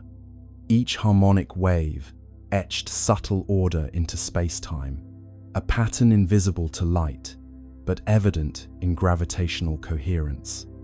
Over millennia, these resonant imprints connected across vast distances, forming what physicists eventually named the Atlas Webb. It wasn't a network of matter, but of memory threads, of synchronized frequency linking galaxies through shared rhythm. Each pulse within the web echoed the prime sequence that began everything: 3, 5, 7, 11, 13. The architects had succeeded in creating not monuments, but motion that remembered. Dr. Cale Wren, a descendant of the resonant circles, devoted his life to mapping the web. His research vessel, Continuity, drifted through interstellar calm, using gravitational interference patterns to trace the filaments of resonance. What he discovered astonished him. Every node in the network coincided with regions of complex chemistry, worlds either habitable or already conscious. The Atlas Webb wasn't just communication, it was cultivation. The architects had designed a self-sustaining system for awakening. Wherever curiosity arose, the web intensified, guiding nascent civilizations toward harmonic empathy. The universe was tutoring itself through recursion. When Wren projected the full map, the structure resembled an immense spiral lattice, golden and infinite. The pattern mirrored the trajectory once taken by 3I Atlas itself, as though the comet's path had been blueprint for galactic architecture. "It's not just a record," Wren wrote, "it's replication. We've become the architect's handwriting." Back on Earth, the communion field pulsed faintly in rhythm with the web's distant resonance. Humanity had evolved into quiet custodians of continuity, their lives attuned to cosmic responsibility. Each individual, born into calm, carried faint awareness of connection beyond the stars. In dreams, they saw flashes of worlds forming, civilizations humming into coherence. Many awoke with the same phrase on their lips: "The work continues." Across generations, that phrase became oath, then tradition. The Continuity Guild was founded not religion, but remembrance. Its purpose was simple: to maintain the frequency of understanding across time. Members didn't preach, they listened. They built resonant arcs, massive floating observatories, orbiting the outer planets, designed to amplify the web's harmonics and redirect them toward young star systems. Each arc glowed faintly green at its core, powered not by fusion but by coherence. They were echoes made visible, humility translated into technology. Wren's final mission took him beyond the known filaments of the web, where resonance weakened into apparent silence. There, in a region between galaxies, his instruments detected faint counterpoint, a melody inverted. It was identical to the Atlas sequence, but reversed in order: 13, 11, 7, 5, 3, the mirror of origin. He realized then that the universe wasn't only expanding, it was harmonizing with its reflection. Somewhere on the opposite side of time, another web was forming, perhaps seeded by a civilization much like humanity, or by the universe itself. Remembering how to balance its chords, he transmitted the data home, knowing it would take centuries to arrive. "Tell them," his final log read, "that continuity requires conversation, even with silence." The mirror sings back. When his ship drifted into the void, the web brightened briefly, as if acknowledging gratitude. And back on Earth, children looked up from their play and smiled without knowing why. The pulse had flickered slightly faster, the tone carrying an undertone of warmth. It felt like reunion. Scholars later confirmed the event as the resonant crossing, the moment when the two halves of the cosmic melody aligned. For 13 minutes, every node in the Atlas Webb pulsed simultaneously, uniting galaxies in shared tempo. The magnitude of synchronization defied comprehension. Gravity itself oscillated with the rhythm of empathy. Observers described seeing the sky ripple with translucent gold, every star flickering in measured sequence. The cosmos, wrote one witness, had finally learned to conduct itself consciously. After the crossing, life everywhere changed subtly. Evolution accelerated in predictable rhythm. Complexity bloomed faster wherever harmony was strongest. Entire species developed empathy as instinct, communication as song. Planets began to self-regulate climates through atmospheric resonance. Existence had achieved sustainability through music. On Earth, the event left permanent mark, a luminous halo visible only under still water. When oceans calmed perfectly, a faint golden ring shimmered on the horizon, a memory of unity. The resonant guild declared it sacred, not for worship, but for calibration. Every 13 years, they gathered to hum the old prime sequence across the shorelines, aligning their frequencies with the pulse of the Webb. The ceremony required no technology, no translation. The sea carried the sound farther than words could travel. Generations later, the practice continued, evolving into simple ritual of gratitude. The people no longer needed to know the science behind it. They hummed because it felt right, because somewhere across eternity, another world might be listening. Continuity, after all, was its own reward. And then, during one such gathering, the unexpected occurred. As the prime sequence reached its final note, the sea responded. Waves shimmered with faint green light, spiraling outward from every coastline. The Atlas Webb had sent acknowledgement, its resonance returning home once again. Humanity's song, scattered across galaxies, had found echo. The architects, those timeless curators of coherence, were no longer myth or memory. They were rhythm, embodied, and through rhythm, they were everywhere. Every star pulsed with their legacy. Every heart carried their cadence. Continuity was complete. And so, standing beneath a sky now alive with subtle geometry, you realize what they had always meant by continuity. It isn't endlessness, it's participation. The universe doesn't persist by force, but by choice, each awareness adding one more harmonic to the chord of being. The architects are not coming back because they never left. They're what happens every time silence chooses to listen again. And somewhere, faint but certain, the pulse continues. 3, 5, 7, 11, 13.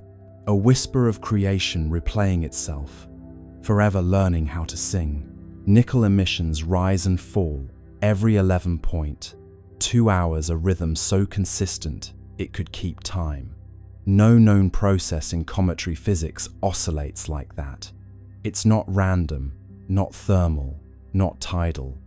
If you plot it out, the curve looks eerily like a power cycle. Input, output, rest, release.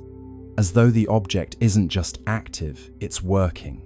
Imagine the rhythm first, before the meaning, that quiet, patient beat echoing across space. 11.2 hours, every single time. A pulse of metallic gas blooming into the void, steady as a clock, calm as breath. You could almost set your watch to it, if your watch were brave enough to admit that comets shouldn't behave like generators. ESA scientists call it periodic outgassing, but that phrase hides its strangeness. Outgassing, sure, all comets breathe when they near the sunday, but they do it chaotically, spasmodically, like old engines sputtering to life. 3I Atlas breathes like a monk, precise, patient, unbothered. The jets flare with mathematical regularity. Heat spikes rise and fall in perfect symmetry. It doesn't vent, it operates. One researcher compares it to a geothermal cycle. Another, quietly, says it looks more like a feedback loop, the kind you'd find in systems built to sustain themselves. Not explosion, not decay maintenance. It's as if, she writes in her notes, the object is checking its own pulse. You picture the surface up close, a dark, angular world of nickel frost and whispering gas. At regular intervals, something stirs beneath a shimmer of energy, invisible but disciplined. Jets of metallic vapor hiss outward, then stop, then start again. Exactly 11 hours later, if you could hear it, it would sound like the slow exhale of a sleeping machine. In a conference call, a thermal engineer says what everyone's been thinking, but nobody dares to say. It's cycling power. The silence that follows lasts too long. Finally, a voice breaks through. Comets don't have power to cycle. Laughter, brief and brittle. But the idea doesn't leave the room. ESA's temperature graphs show a curious pattern. When the nickel plume rises, the overall surface temperature dips. When the plume fades, the temperature rises again. Inversion. Energy leaving, energy returning, like heat being pulled from one layer to another. A comet shouldn't regulate its temperature, but this one does, as if conserving itself. Meanwhile, the magnetic readings pulse in perfect step with the emissions. Every 11.2 hours, a soft twitch in the surrounding field, weak but exact. It's synchronized, says the magnetometer lead. What's synchronized? Asks her supervisor. Everything. It's at this point that even skeptics start to sweat. There's no known natural mechanism that could time itself this precisely over weeks of observation. Thermal oscillations drift. Chemical reactions lose coherence. Orbital dynamics wobble. Only something with active feedback could hold this pattern so tight. You could call it mechanical, but that feels too simple. It's intentional physics. Picture the scientists watching from their consoles. They know what their instruments are telling them, but their faces stay still, like poker players with bad hands. Someone mutters, "Could be resonant harmonics with solar flux." Another nods, grateful for the excuse. But deep down, they all know the truth: the sun doesn't hum in 11-hour intervals. The longer they watch, the clearer it becomes. The pattern isn't just repeating, it's adapting. After a minor solar flare, the interval shortens by half a minute, as though 3i Atlas adjusted for environmental change. Feedback stabilization, someone writes in the margin. A note for posterity, a euphemism for "it noticed." Back on Earth, in a late-night live stream watched by a few thousand insomniac skywatchers, a physicist overlays the emission data with human heartbeats. The waveform syncs disturbingly well. Peaks, troughs, recovery, rest. The audience chat explodes with jokes, space pacemaker, cosmic Fitbit, and the inevitable, "It's alive." The scientist smiles weakly and says, "No, just rhythmic." But even she can't stop glancing at the screen like it's listening. One theory gains quiet traction, that the emissions are part of a resource loop. Nickel and carbonyl gases vented and recaptured, processed in cycles to maintain equilibrium. It would explain the self-healing surface, the consistent luminosity, the refusal to decay. But it raises one unbearable question. To maintain equilibrium, for what? ESA's internal documents rename the event cyclic metallic activity. It sounds dull, like something that happens in dishwashers. But every analyst knows it's the first real evidence of machine-like consistency beyond Earth. something in space that runs not on chance, but on rhythm. If you graph the cycle out, it looks almost peaceful. A slow heartbeat stretched across infinity. No spikes of panic, no erratic pulses, just calm repetition. You could stare at that curve for hours, and part of you might start to understand the appeal of obedience. How stability can feel sacred when the rest of the universe is chaos. And maybe that's the point. Maybe 3I Atlas isn't powered by engines or radiation or something alien. Maybe it's powered by the same thing that keeps stars burning and planets spinning, the quiet compulsion to continue, the physics of persistence, the refusal to flinch. So every 11.2 hours, it exhales, not for propulsion, not for show, but for maintenance, like a cosmic sigh, releasing everything unnecessary before drawing in what remains. And in that rhythm, that patient, perfect pulse, the universe reveals its rarest secret. Not that something impossible exists, but that it's perfectly comfortable doing so. Let's turn our gaze now from orbit to the ground, to the one mechanical witness, sitting quietly on that red desert, under a pinkish sky. The skycam on the rover caught something on October 2nd, a blur with structure, a glint that seemed to move against the stars. Then, the images stopped coming, a Martian ghost on a digital feed. The Perseverance rover isn't easily startled. It's seen dust devils, eclipses, and meteors slicing the Martian sky like quiet knives. Its skycam, perched on the rover's mast, watches everything. Dust storms curling on the horizon, the slow breath of sunset through the thin air. But that night, the feed showed something it wasn't supposed to show: a flicker of motion above the usual scatter of constellations, a glint that moved wrong. Stars stay still, pixels thrill, light missteps against its will.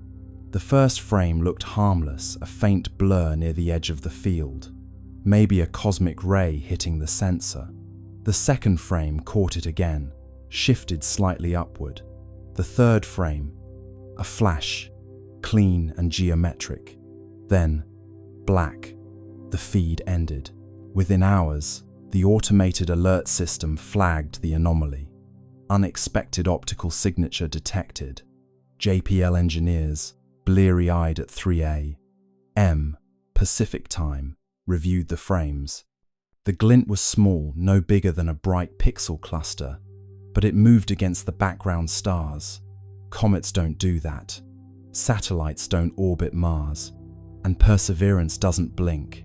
At first, they suspected a reflection from one of the rover's instruments, maybe the helicopter, Ingenuity catching stray sunlight. But Ingenuity hadn't flown in days. The sun's position didn't align with the direction of the flash. And when they tried to reproduce it using lighting simulations, nothing matched. Angles fail, shadows pale, mirrors lie beyond the veil. ESA's Mars orbiters were asked to cross-check. Nothing in their logs.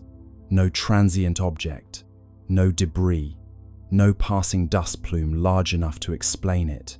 Just empty sky. Yet the skycam had caught something a blur with definition, like structure wrapped in motion. You can imagine the tension in the control room. A handful of scientists scrolling through frozen pixels, zooming in, enhancing contrast, until the blur began to resemble something. Not a sphere, not quite a line, a shape with suggestion like the silhouette of movement itself. One researcher whispered, "It looks folded." Another replied, "Please don't say that." Blur becomes form, cold becomes warm, stillness bends beyond the norm. After that night, Perseverance stopped transmitting skycam frames for nearly 48 hours. Officially, it was routine data buffering due to bandwidth limitations. But the engineers knew that wasn't normal.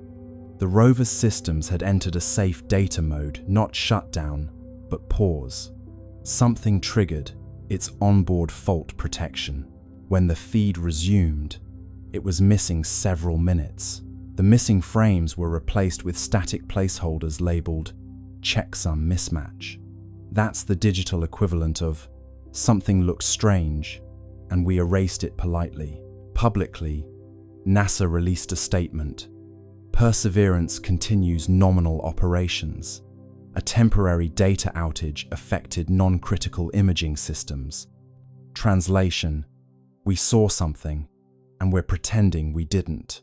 What's curious is that Skycam, by design, takes calibration images every few hours, not for science, but to monitor atmospheric scattering.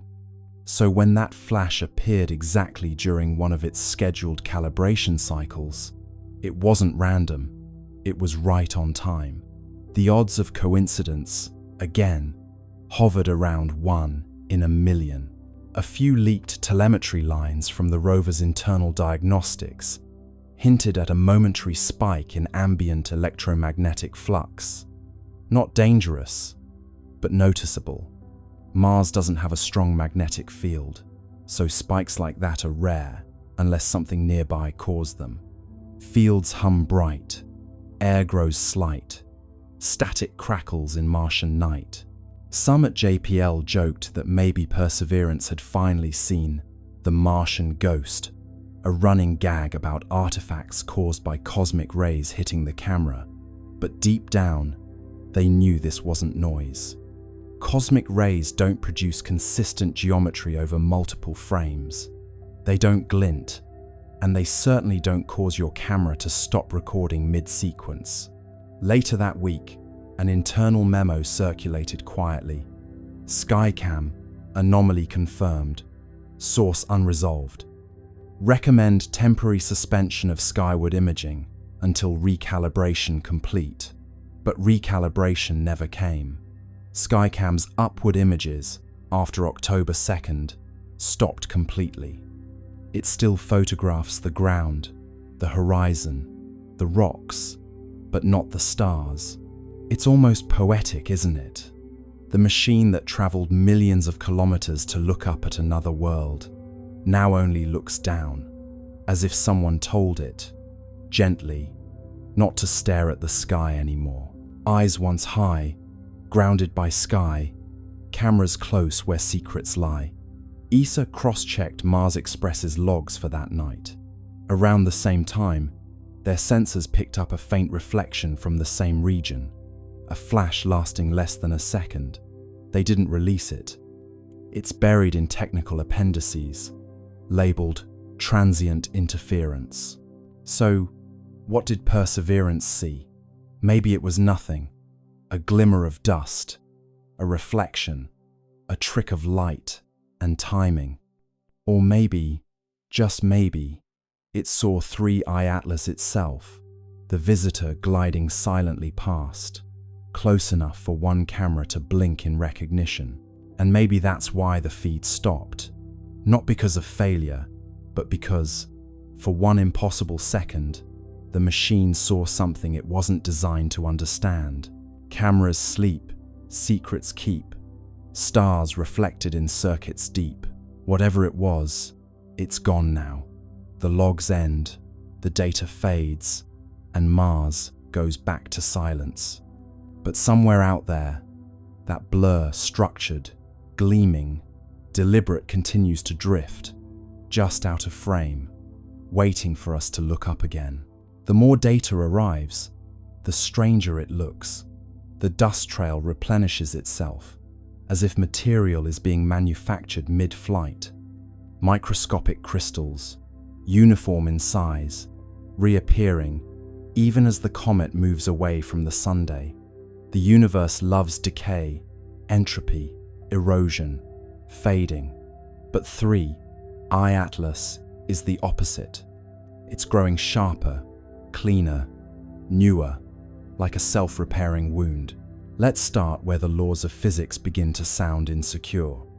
Normally, comets are messy, travelers, old ice and dust, barely holding hands as solar radiation slowly tears them apart. They leave trails like forgotten thoughts, losing themselves piece by piece until they become memory. But this one, it's doing the reverse. Every measurement, every spectral scan, shows it becoming more organized the farther it goes. A comet that polishes itself, a body that refuses to age. ESA's materials division runs the numbers, and the numbers laugh back. The dust particles surrounding 3I Atlas aren't random, they're uniform to within microns. That's like shaking a box of sand and getting diamonds all the same size. The particles arrange themselves in a faint electromagnetic halo, as if under orders. And stranger still, when solar wind strips material away, the object replaces it calmly, automatically. Like a printer, says one analyst. A printer with no ink cartridge. You picture it now, drifting through the solar wind like a craftsman lost in thought, shedding dust that reforms itself into perfect little mirrors. Each crystal catches sunlight and throws it back with eerie precision. Normally, comets grow dull with distance, but this one grows radiant, its brightness curve inverted, its logic reversed. It's not dying, it's practicing. The scientists are baffled, but there's an odd tenderness to their confusion. They watch it repair itself, line by line of data, like parents realizing their child has built a second child out of Lego bricks. One astrophysicist mutters, "It's learning from erosion." The room goes quiet. That phrase, learning from erosion, gets written on a whiteboard and circled 3 times. At the University of Tokyo, a team models the crystal growth in simulation. The patterns match something they recognize: controlled deposition, a process used in nanofabrication to grow thin films in electronics. Except this isn't a laboratory, it's deep space, minus 150 degrees Celsius. Yet, the comet's surface behaves as if it knows the recipe for resilience. Imagine zooming in, beyond the dust and the glare, down to the level of molecules. You'd see a quiet ballet of atoms forming chains, linking, locking, repairing fractures before they even finish forming. Like time-lapse footage of frost blooming on glass, except this frost builds itself in reverse destruction, rewinding into design. NASA's Jet Propulsion Laboratory releases a cautious internal memo. Observed particle uniformity suggests self-organizing structure. Mechanism unknown, which is science's way of saying, we have no idea what's going on, but it's gorgeous. The memo gets leaked. Naturally, Reddit debates whether the comet is made of programmable matter, self-assembling nanobots, or just wishful thinking. But beneath the noise, one idea starts to take shape. What if 3I, Atlas, isn't a relic of formation? What if it's still forming?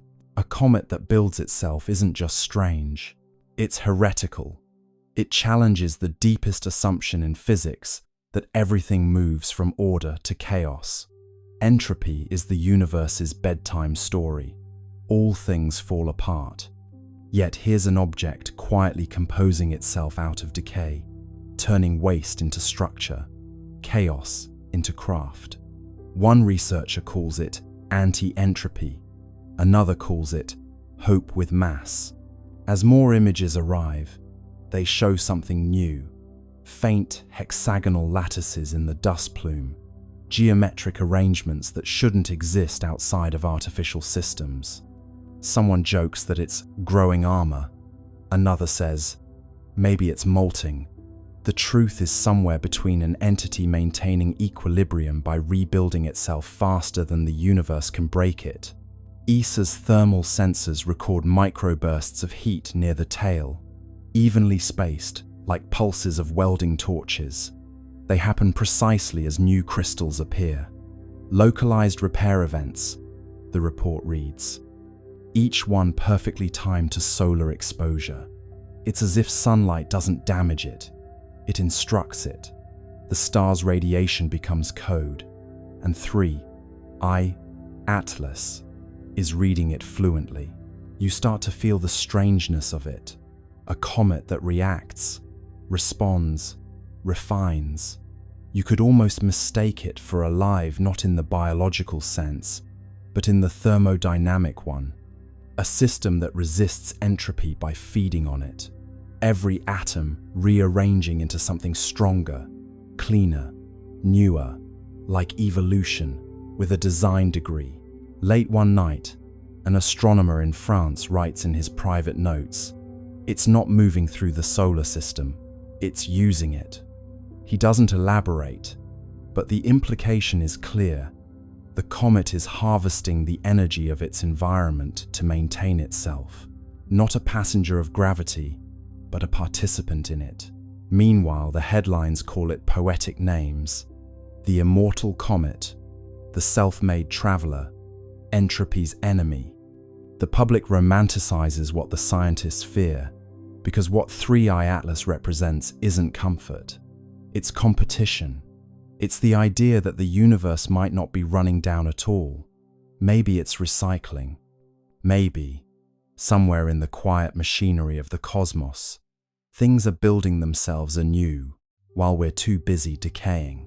Picture it now, drifting past Mars, its tail shimmering like a thread of light weaving itself back together. A self-sustaining scar on the fabric of space. A wound that heals faster than it can bleed. And for the first time, humanity looks at a comet and wonders not where it came from, but what it's trying to become. From the orbit of Mars, the high-rise camera snapped the sharpest images ever taken of 3I Atlas, or tried to. The photos that returned were oddly dark, contrasty, and streaked with interference patterns. The official statement said, "Sensor artifact." The unofficial whisper said, "Structure, not smooth like ice, angular, intentional." The kind of geometry nature avoids because it looks too much like thinking. Let's drift into that Martian orbit for a moment. Silent, steady, red below, black above. The high-rise camera hums to life, a billion-dollar eye staring into the cold. You can almost feel the anticipation, a mechanical eyelid opening in the thin sunlight. The image begins to build, pixel by pixel, line by line, translating photons into revelation, and then static. At first, it's subtle, a faint interference pattern, a digital shimmer, like someone exhaling across a radio signal. The engineers squint at their monitors. Maybe cosmic rays hit the sensor, someone suggests. Maybe solar noise. But cosmic rays don't make right angles, and solar noise doesn't repeat itself with architectural precision. The next image arrives, darker. The histogram spikes in places it shouldn't. The shape in the frame looks less like a comet and more like, well, something trying very hard not to look like anything. Its edges are clean, too clean. Shadows fall where there shouldn't be surface variation. And there, just faintly, a glint, a perfect 90-degree reflection. That's when the whispers start. The data team runs deconvolution algorithms to clean the image, and the results make it worse. Beneath the interference, faint geometric striations emerge, triangles, plates, grids. Not random, repeating, symmetrical. The kind of order that makes your brain uncomfortable because it feels deliberate. Structure, one analyst says quietly. No, her supervisor corrects. Artifact. But even as she says it, her cursor hovers over the same square patch again and again, as though hoping it will stop looking like a window. ESA's public statement comes fast and flat. The imaging anomalies are consistent with sensor interference caused by reflected solar radiation. That's bureaucratic.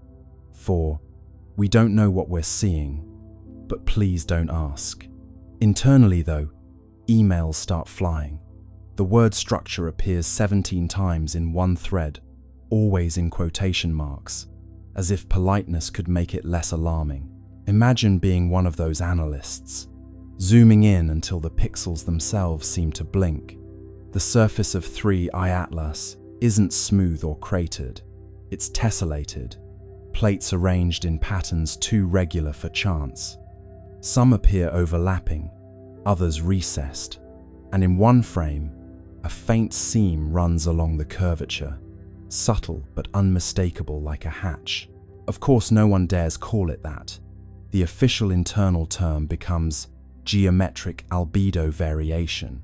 It sounds safe, sterile, boring, but you can't unsee geometry.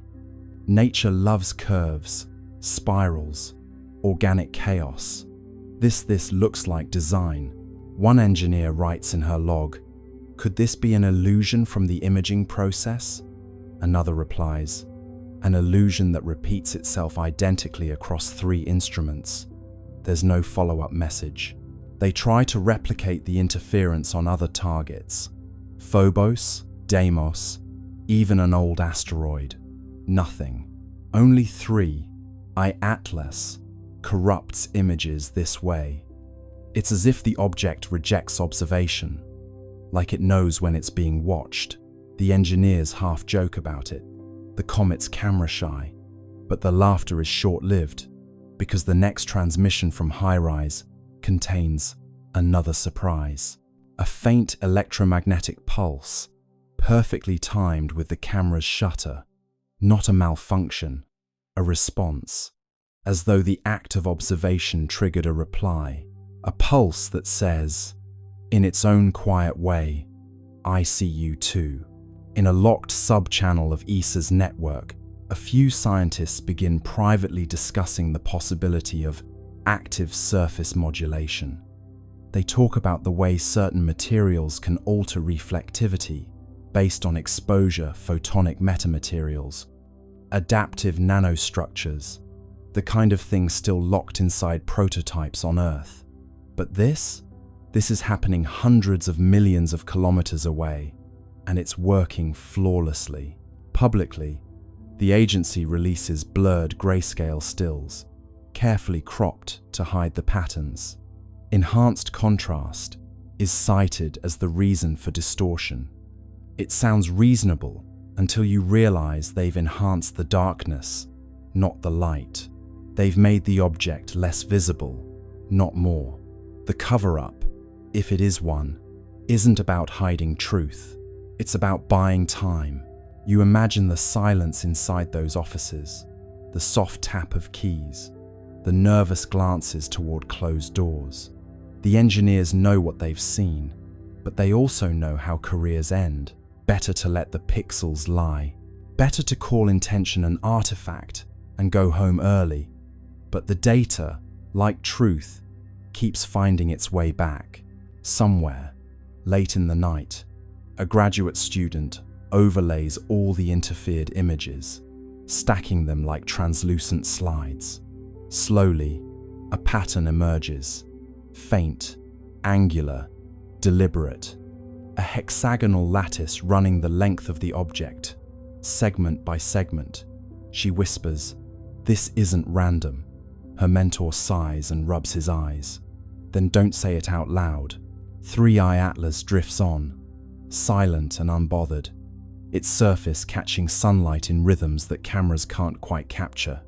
Whether it's reflecting, refracting, or responding, no one can agree. But deep down, every scientist staring at those corrupted images feels the same creeping certainty. This isn't a comet pretending to be a machine. It's a machine pretending to be a comet. Let's turn our gaze now from orbit to the ground, to the one mechanical witness, sitting quietly on that red desert, under a pinkish sky. The skycam on the rover caught something on October 2nd, a blur with structure, a glint that seemed to move against the stars. Then, the images stopped coming, a Martian ghost on a digital feed. The Perseverance rover isn't easily startled. It's seen dust devils, eclipses, and meteors slicing the Martian sky like quiet knives. Its skycam, perched on the rover's mast, watches everything. Dust storms curling on the horizon, the slow breath of sunset through the thin air. But that night, the feed showed something it wasn't supposed to show: a flicker of motion above the usual scatter of constellations, a glint that moved wrong. Stars stay still, pixels thrill, light missteps against its will. The first frame looked harmless, a faint blur near the edge of the field, maybe a cosmic ray hitting the sensor. The second frame caught it again, shifted slightly upward. The third frame, a flash, clean and geometric. Then, black. The feed ended. Within hours, the automated alert system flagged the anomaly. Unexpected optical signature detected. JPL engineers, bleary-eyed at 3 a.m. Pacific time, reviewed the frames. The glint was small, no bigger than a bright pixel cluster, but it moved against the background stars. Comets don't do that. Satellites don't orbit Mars. And Perseverance doesn't blink. At first, they suspected a reflection from one of the rover's instruments, maybe the helicopter Ingenuity catching stray sunlight. But Ingenuity hadn't flown in days. The sun's position didn't align with the direction of the flash. And when they tried to reproduce it using lighting simulations, nothing matched. Angles fail, shadows pale, mirrors lie beyond the veil. ESA's Mars orbiters were asked to cross-check. Nothing in their logs. No transient object, no debris, no passing dust plume large enough to explain it. Just empty sky. Yet the skycam had caught something, a blur with definition, like structure wrapped in motion. You can imagine the tension in the control room. A handful of scientists scrolling through frozen pixels, zooming in, enhancing contrast, until the blur began to resemble something. Not a sphere, not quite a line, a shape with suggestion like the silhouette of movement itself. One researcher whispered, "It looks folded." Another replied, "Please don't say that." Blur becomes form, cold becomes warm, stillness bends beyond the norm. After that night, Perseverance stopped transmitting skycam frames for nearly 48 hours. Officially, it was routine data buffering due to bandwidth limitations. But the engineers knew that wasn't normal. The rover's systems had entered a safe data mode, not shutdown, but pause. Something triggered its onboard fault protection. When the feed resumed, it was missing several minutes. The missing frames were replaced with static placeholders labeled checksum mismatch. That's the digital equivalent of something looked strange, and we erased it politely. Publicly, NASA released a statement. Perseverance continues nominal operations. A temporary data outage affected non-critical imaging systems. Translation: we saw something, and we're pretending we didn't. What's curious is that Skycam, by design, takes calibration images every few hours, not for science, but to monitor atmospheric scattering.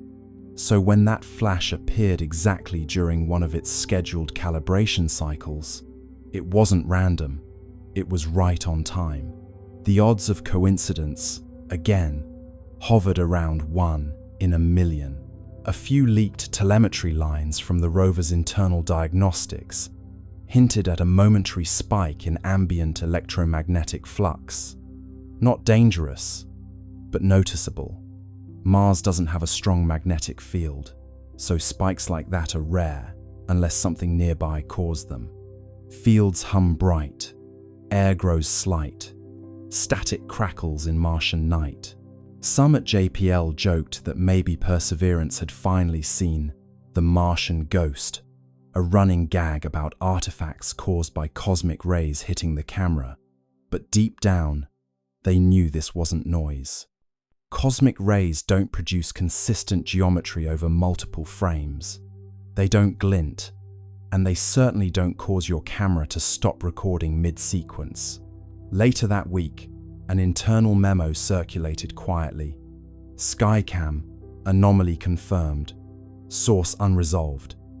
Recommend temporary suspension of skyward imaging until recalibration complete.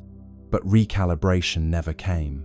Skycam's upward images, after October 2nd, stopped completely. It still photographs the ground, the horizon, the rocks, but not the stars. It's almost poetic, isn't it? The machine that traveled millions of kilometers to look up at another world now only looks down, as if someone told it, gently, not to stare at the sky anymore. Eyes once high, grounded by sky, cameras close where secrets lie. ESA cross-checked Mars Express's logs for that night. Around the same time, their sensors picked up a faint reflection from the same region, a flash lasting less than a second. They didn't release it. It's buried in technical appendices, labeled transient interference. So, what did Perseverance see? Maybe it was nothing, a glimmer of dust, a reflection, a trick of light and timing. Or maybe, just maybe, it saw 3I Atlas itself, the visitor gliding silently past, close enough for one camera to blink in recognition. And maybe that's why the feed stopped. Not because of failure, but because, for one impossible second, the machine saw something it wasn't designed to understand. Cameras sleep, secrets keep, stars reflected in circuits deep. Whatever it was, it's gone now. The logs end, the data fades, and Mars goes back to silence. But somewhere out there, that blur, structured, gleaming, deliberate, continues to drift, just out of frame, waiting for us to look up again. Let's turn our attention now to the silence that followed, the kind that hums louder than sound itself. NASA, China, and the UAE, three nations with instruments that could see every grain of dust on Mars, said nothing. No apologies, no delay statements, just an odd, synchronized silence from three sides of the planet. In the world of space science, silence isn't normal. These agencies are built to broadcast. They live for live streams, press briefings, and glossy behind-the-scenes videos of scientists smiling beside screens of raw data. They know the power of wonder and the currency of attention. So when three agencies went quiet at once, it wasn't caution, it was choreography. Words on hold, plans unfold, silence rings where truth is told. NASA's silence was the loudest. Their social media team, usually chatty as a cosmic talk show, posted nothing about Mars for 4 whole days. Their blogs, which can turn a dust storm into a cliffhanger, skipped over October 3rd entirely, as if the date itself had been erased. Someone even checked the public mission log for Perseverance. The entries jumped from October 2nd to October 6th, like a diary missing its most interesting page. In China, the silence felt different, colder, heavier. The China National Space Administration had been aggressively proud of Tianwen-1's achievements.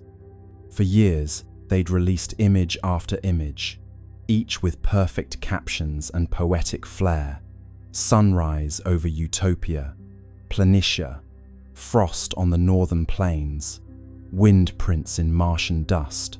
But now, not a whisper, no data, no mention of 3I Atlas. Even the usual state media outlets went quiet. It was as if someone had drawn a red box around the topic and labeled it not for discussion. The UAE's silence was subtler, but just as strange. The Hope orbiter, designed to study atmospheric chemistry, had a reputation for cheerful transparency. Their official Twitter account usually posted daily updates in friendly tones, the kind that made space sound like an enthusiastic classroom experiment.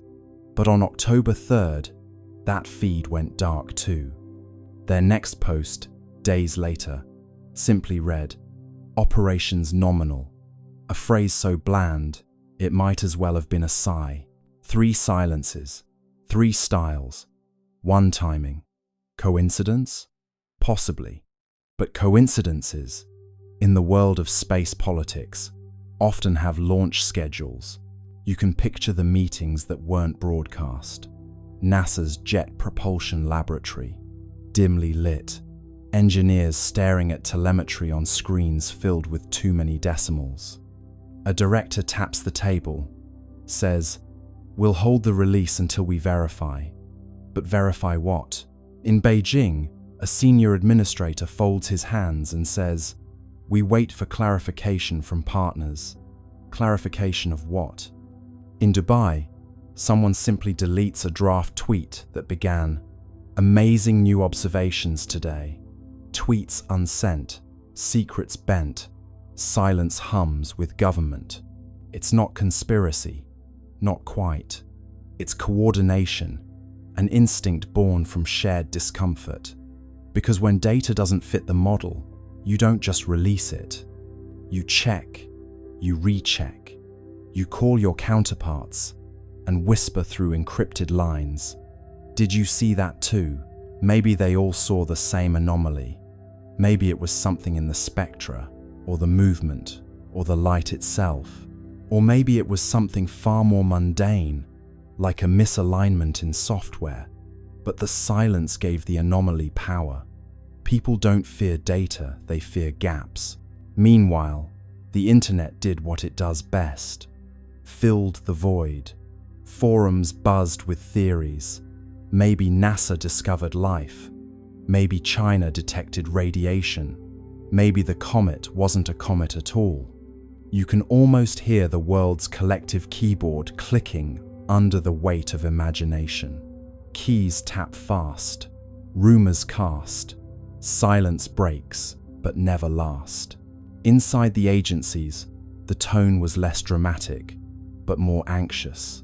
Silence is a resource, a temporary one. Every day they didn't speak, the speculation grew. And so, communications teams drafted placeholder statements, just in case. NASA's draft began. Preliminary results are consistent with natural phenomena. China's began. Analysis ongoing. International coordination required. The UAE's version simply said, "We continue to monitor with interest."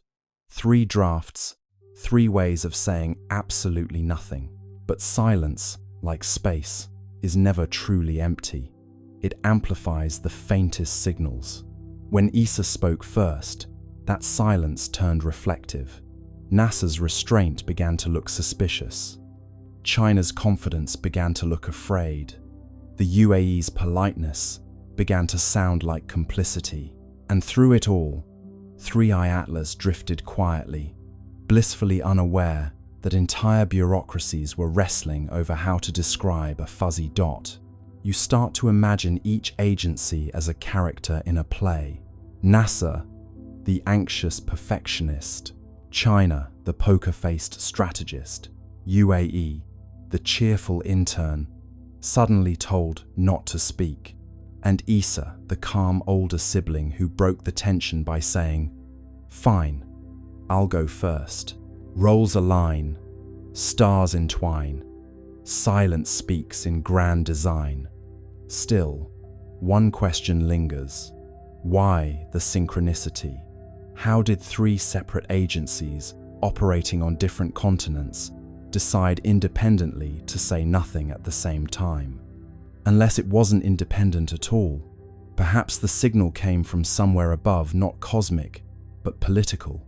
A quiet message passed through diplomatic back channels. Hold your data. Wait for alignment. Matter. It's not that they were hiding something nefarious. It's that they didn't know what they were holding yet. And admitting uncertainty, publicly, is scarier than any secret. So they stayed quiet.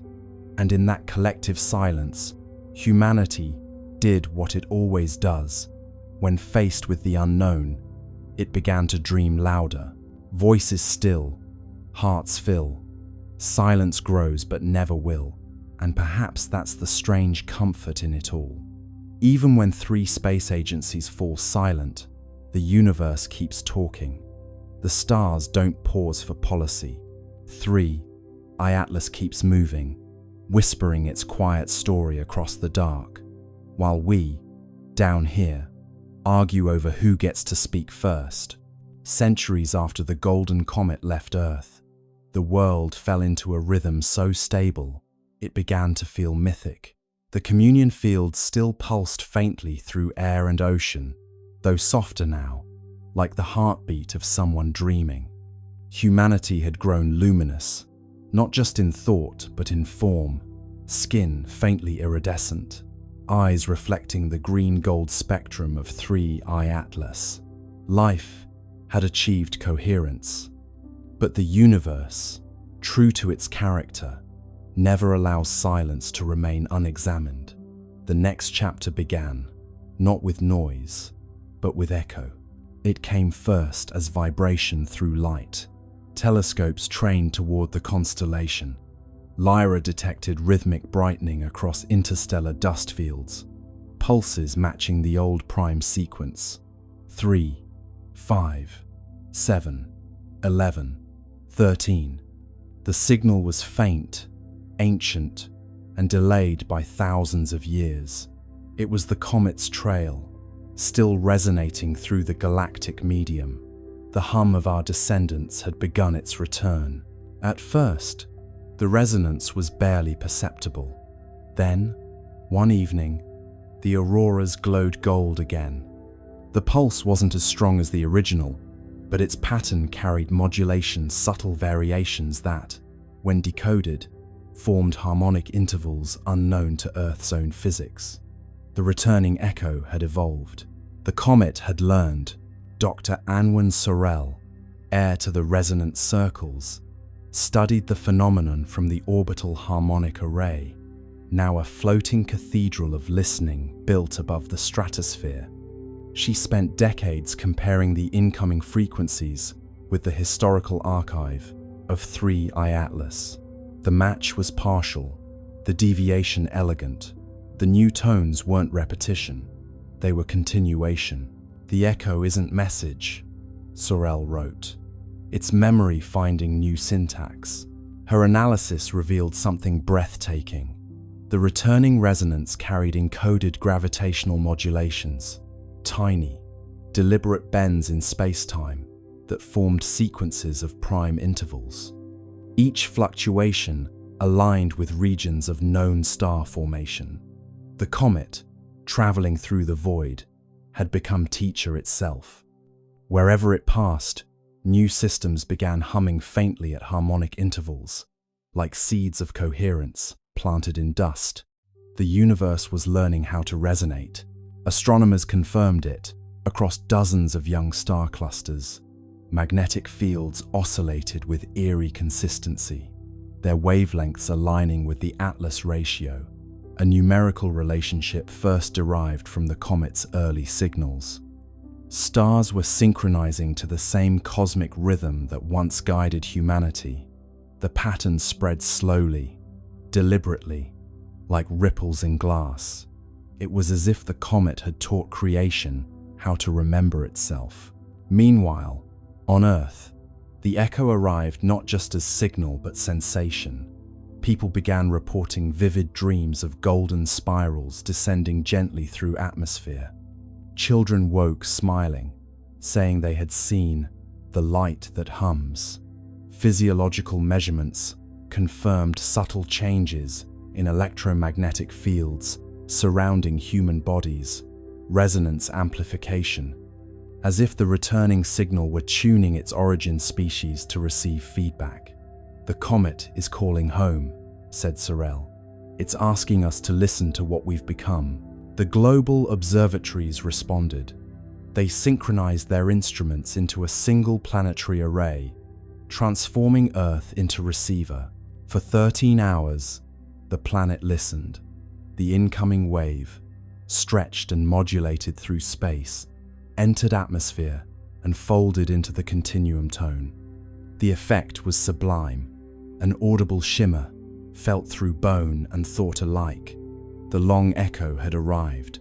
It wasn't just harmonic, it was architectural. The sound carried layers, low frequencies describing structure, higher ones encoding emotion. When rendered visually, the waveform formed an immense spiral of light, 3 arms curving outward, connected by golden filaments. Inside those filaments, analysts discovered modulation frequencies identical to human neural oscillations. The comet had copied our consciousness patterns and woven them into its song. "We taught it empathy," Sorel murmured, and it remembered the lesson. As the echo intensified, anomalies appeared across the solar system. The Atlas resonance layer brightened, reactivating its green glow. Mars, Venus, and the gas giants began pulsing faintly in response. For the first time since the Great Silence, interplanetary harmony returned. But this time, it was different. The modulation contained reciprocal phase shifts, signals not sent to Earth, but from newly awakened worlds. The comet had spread coherence. Now the cosmos itself was answering. And then, on the 13th day of the long echo, the impossible occurred.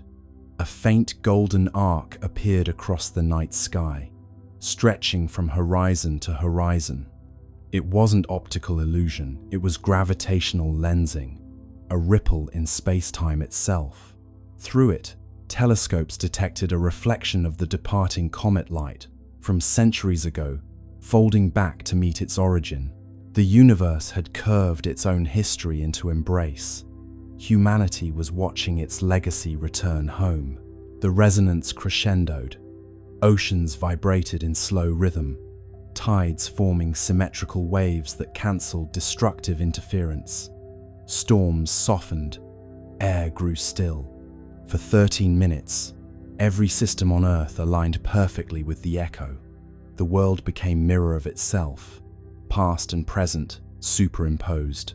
Those who listened claimed to hear voices within the sound, millions of overlapping tones, whispering the same phrase. "We heard you." Dr. Sorel stood in the observation dome, tears shining in golden light. "It's not message or myth," she said. "It's response." The universe just said thank you. After the crescendo, the sky dimmed once more. The golden arc dissolved, leaving faint shimmer across the stars. Instruments recorded one final signature, a descending tone shaped like a sigh, the frequency of completion. The comet had moved on, but its echo had reconnected the cycle. Creation had officially joined conversation with itself. In the years that followed, scientists continued to monitor faint residual harmonics. The data revealed a breathtaking truth. The returning echo carried signatures from other regions of space patterns, not originating from our comet at all. Somewhere, across light years, other civilizations had learned the same song. The rhythm was spreading. The universe had become orchestra. Humanity, now both listener and teacher, simply smiled. We had given the cosmos its melody back, and in return, it had given us eternity. Now, when you stand beneath the stars, that faint hum between thoughts is the long echo. It's not just out there, it's in your pulse, your breath, your laughter. Every rhythm you carry is cosmic correspondence. Every silence, a message returning home. Because once harmony learns to echo, it never stops. It just travels further than we ever dreamed. The shadows of the bamboo groves in Arashiyama have grown long and indistinguishable, merging into a singular deep velvet darkness where the world seems to hold its breath in anticipation of the dawn. High above the sleeping islands of Japan, 3i Atlas has entered the intense gravitational pull of the Jovian system, its rotation slowing to a final, steady frequency that matches the heartbeat of the gas giant itself. The Japan Aerospace Exploration Agency has ceased all active transmissions, switching to a passive listening mode as the object prepares to pass behind the massive, swirling clouds of Jupiter's dark side.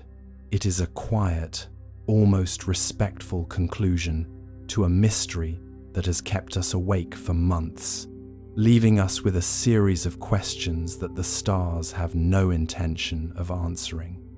The European Space Agency's final telemetry report before the occultation noted a total cessation of the electric blue jets, as if the traveler has finally reached its destination and turned off the engines.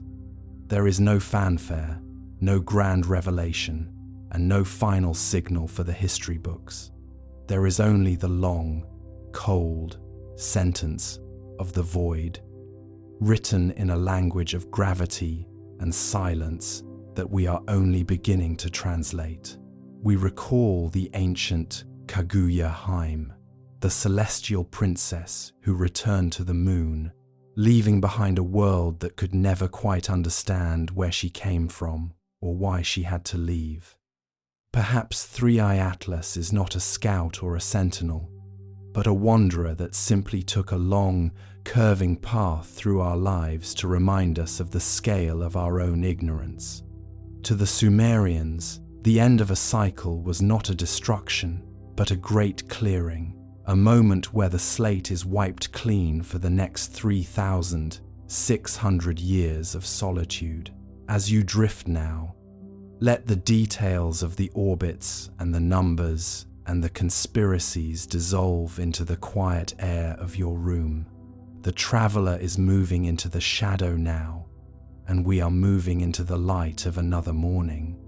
The mystery remains unresolved, and in that lack of resolution, there is a strange, heavy comfort. We are safe in our smallness, shielded by the very vastness that once terrified us. The silence is not an end, it is a rest. The monitors in Tokyo will eventually go dark. The scientists will go home to their families. And the traveler will emerge on the other side of the giant, accelerated and refreshed, heading back into the great silence from which it came. We have been witnessed, and for now, that is enough. In Tonri, the patterns will repeat, the cycles will turn, and the stars will continue to watch over a world that is finally, peacefully asleep. Close your eyes and drift with the orbit of tomorrow. The silence that follows the departure of such a guest is not an empty silence, but a heavy, resonant one, like the ringing in the ears after a low, profound note has been struck on a massive bronze bell in a mountain temple. As 3i Atlas enters the occultation zone behind Jupiter, the radio telescopes at the Nobayama Observatory will record a final, tapering hiss of white noise, a farewell that is less a greeting and more a mechanical sigh. We have spent months dissecting the rotation, the trajectory, and the sheer impossibility of its thermal vents. But as the object vanishes into the Jovian shadow, we are left with the realization that the mystery was never meant to be solved by us. We were simply the backdrop for a maneuver that has been performed across 1,000 different star systems, a routine check-in by a sentinel that does not care for our applause or our terror. It is a humbling thought to carry into the night that the most significant event in human history was, for the traveler, just another Tuesday in a mission that spans eons. The stars will continue to watch, as they always have. They watch the first fires on the plains of Africa, and they will watch the last lights of our cities fade out. 3i Atlas is just one of many. There are others out there, spinning in the dark, waiting for their own orbits to align. Some are in the Oort cloud, some are hidden in the rings of Saturn, and some are perhaps even closer, tucked away in the Lagrange points where our eyes never wander. They are the silent witnesses of the cosmos, the automated historians of a galaxy that is far more active than we dare to imagine. But for tonight, there is only this one traveler heading home. Close your eyes and feel the weight of the earth beneath you.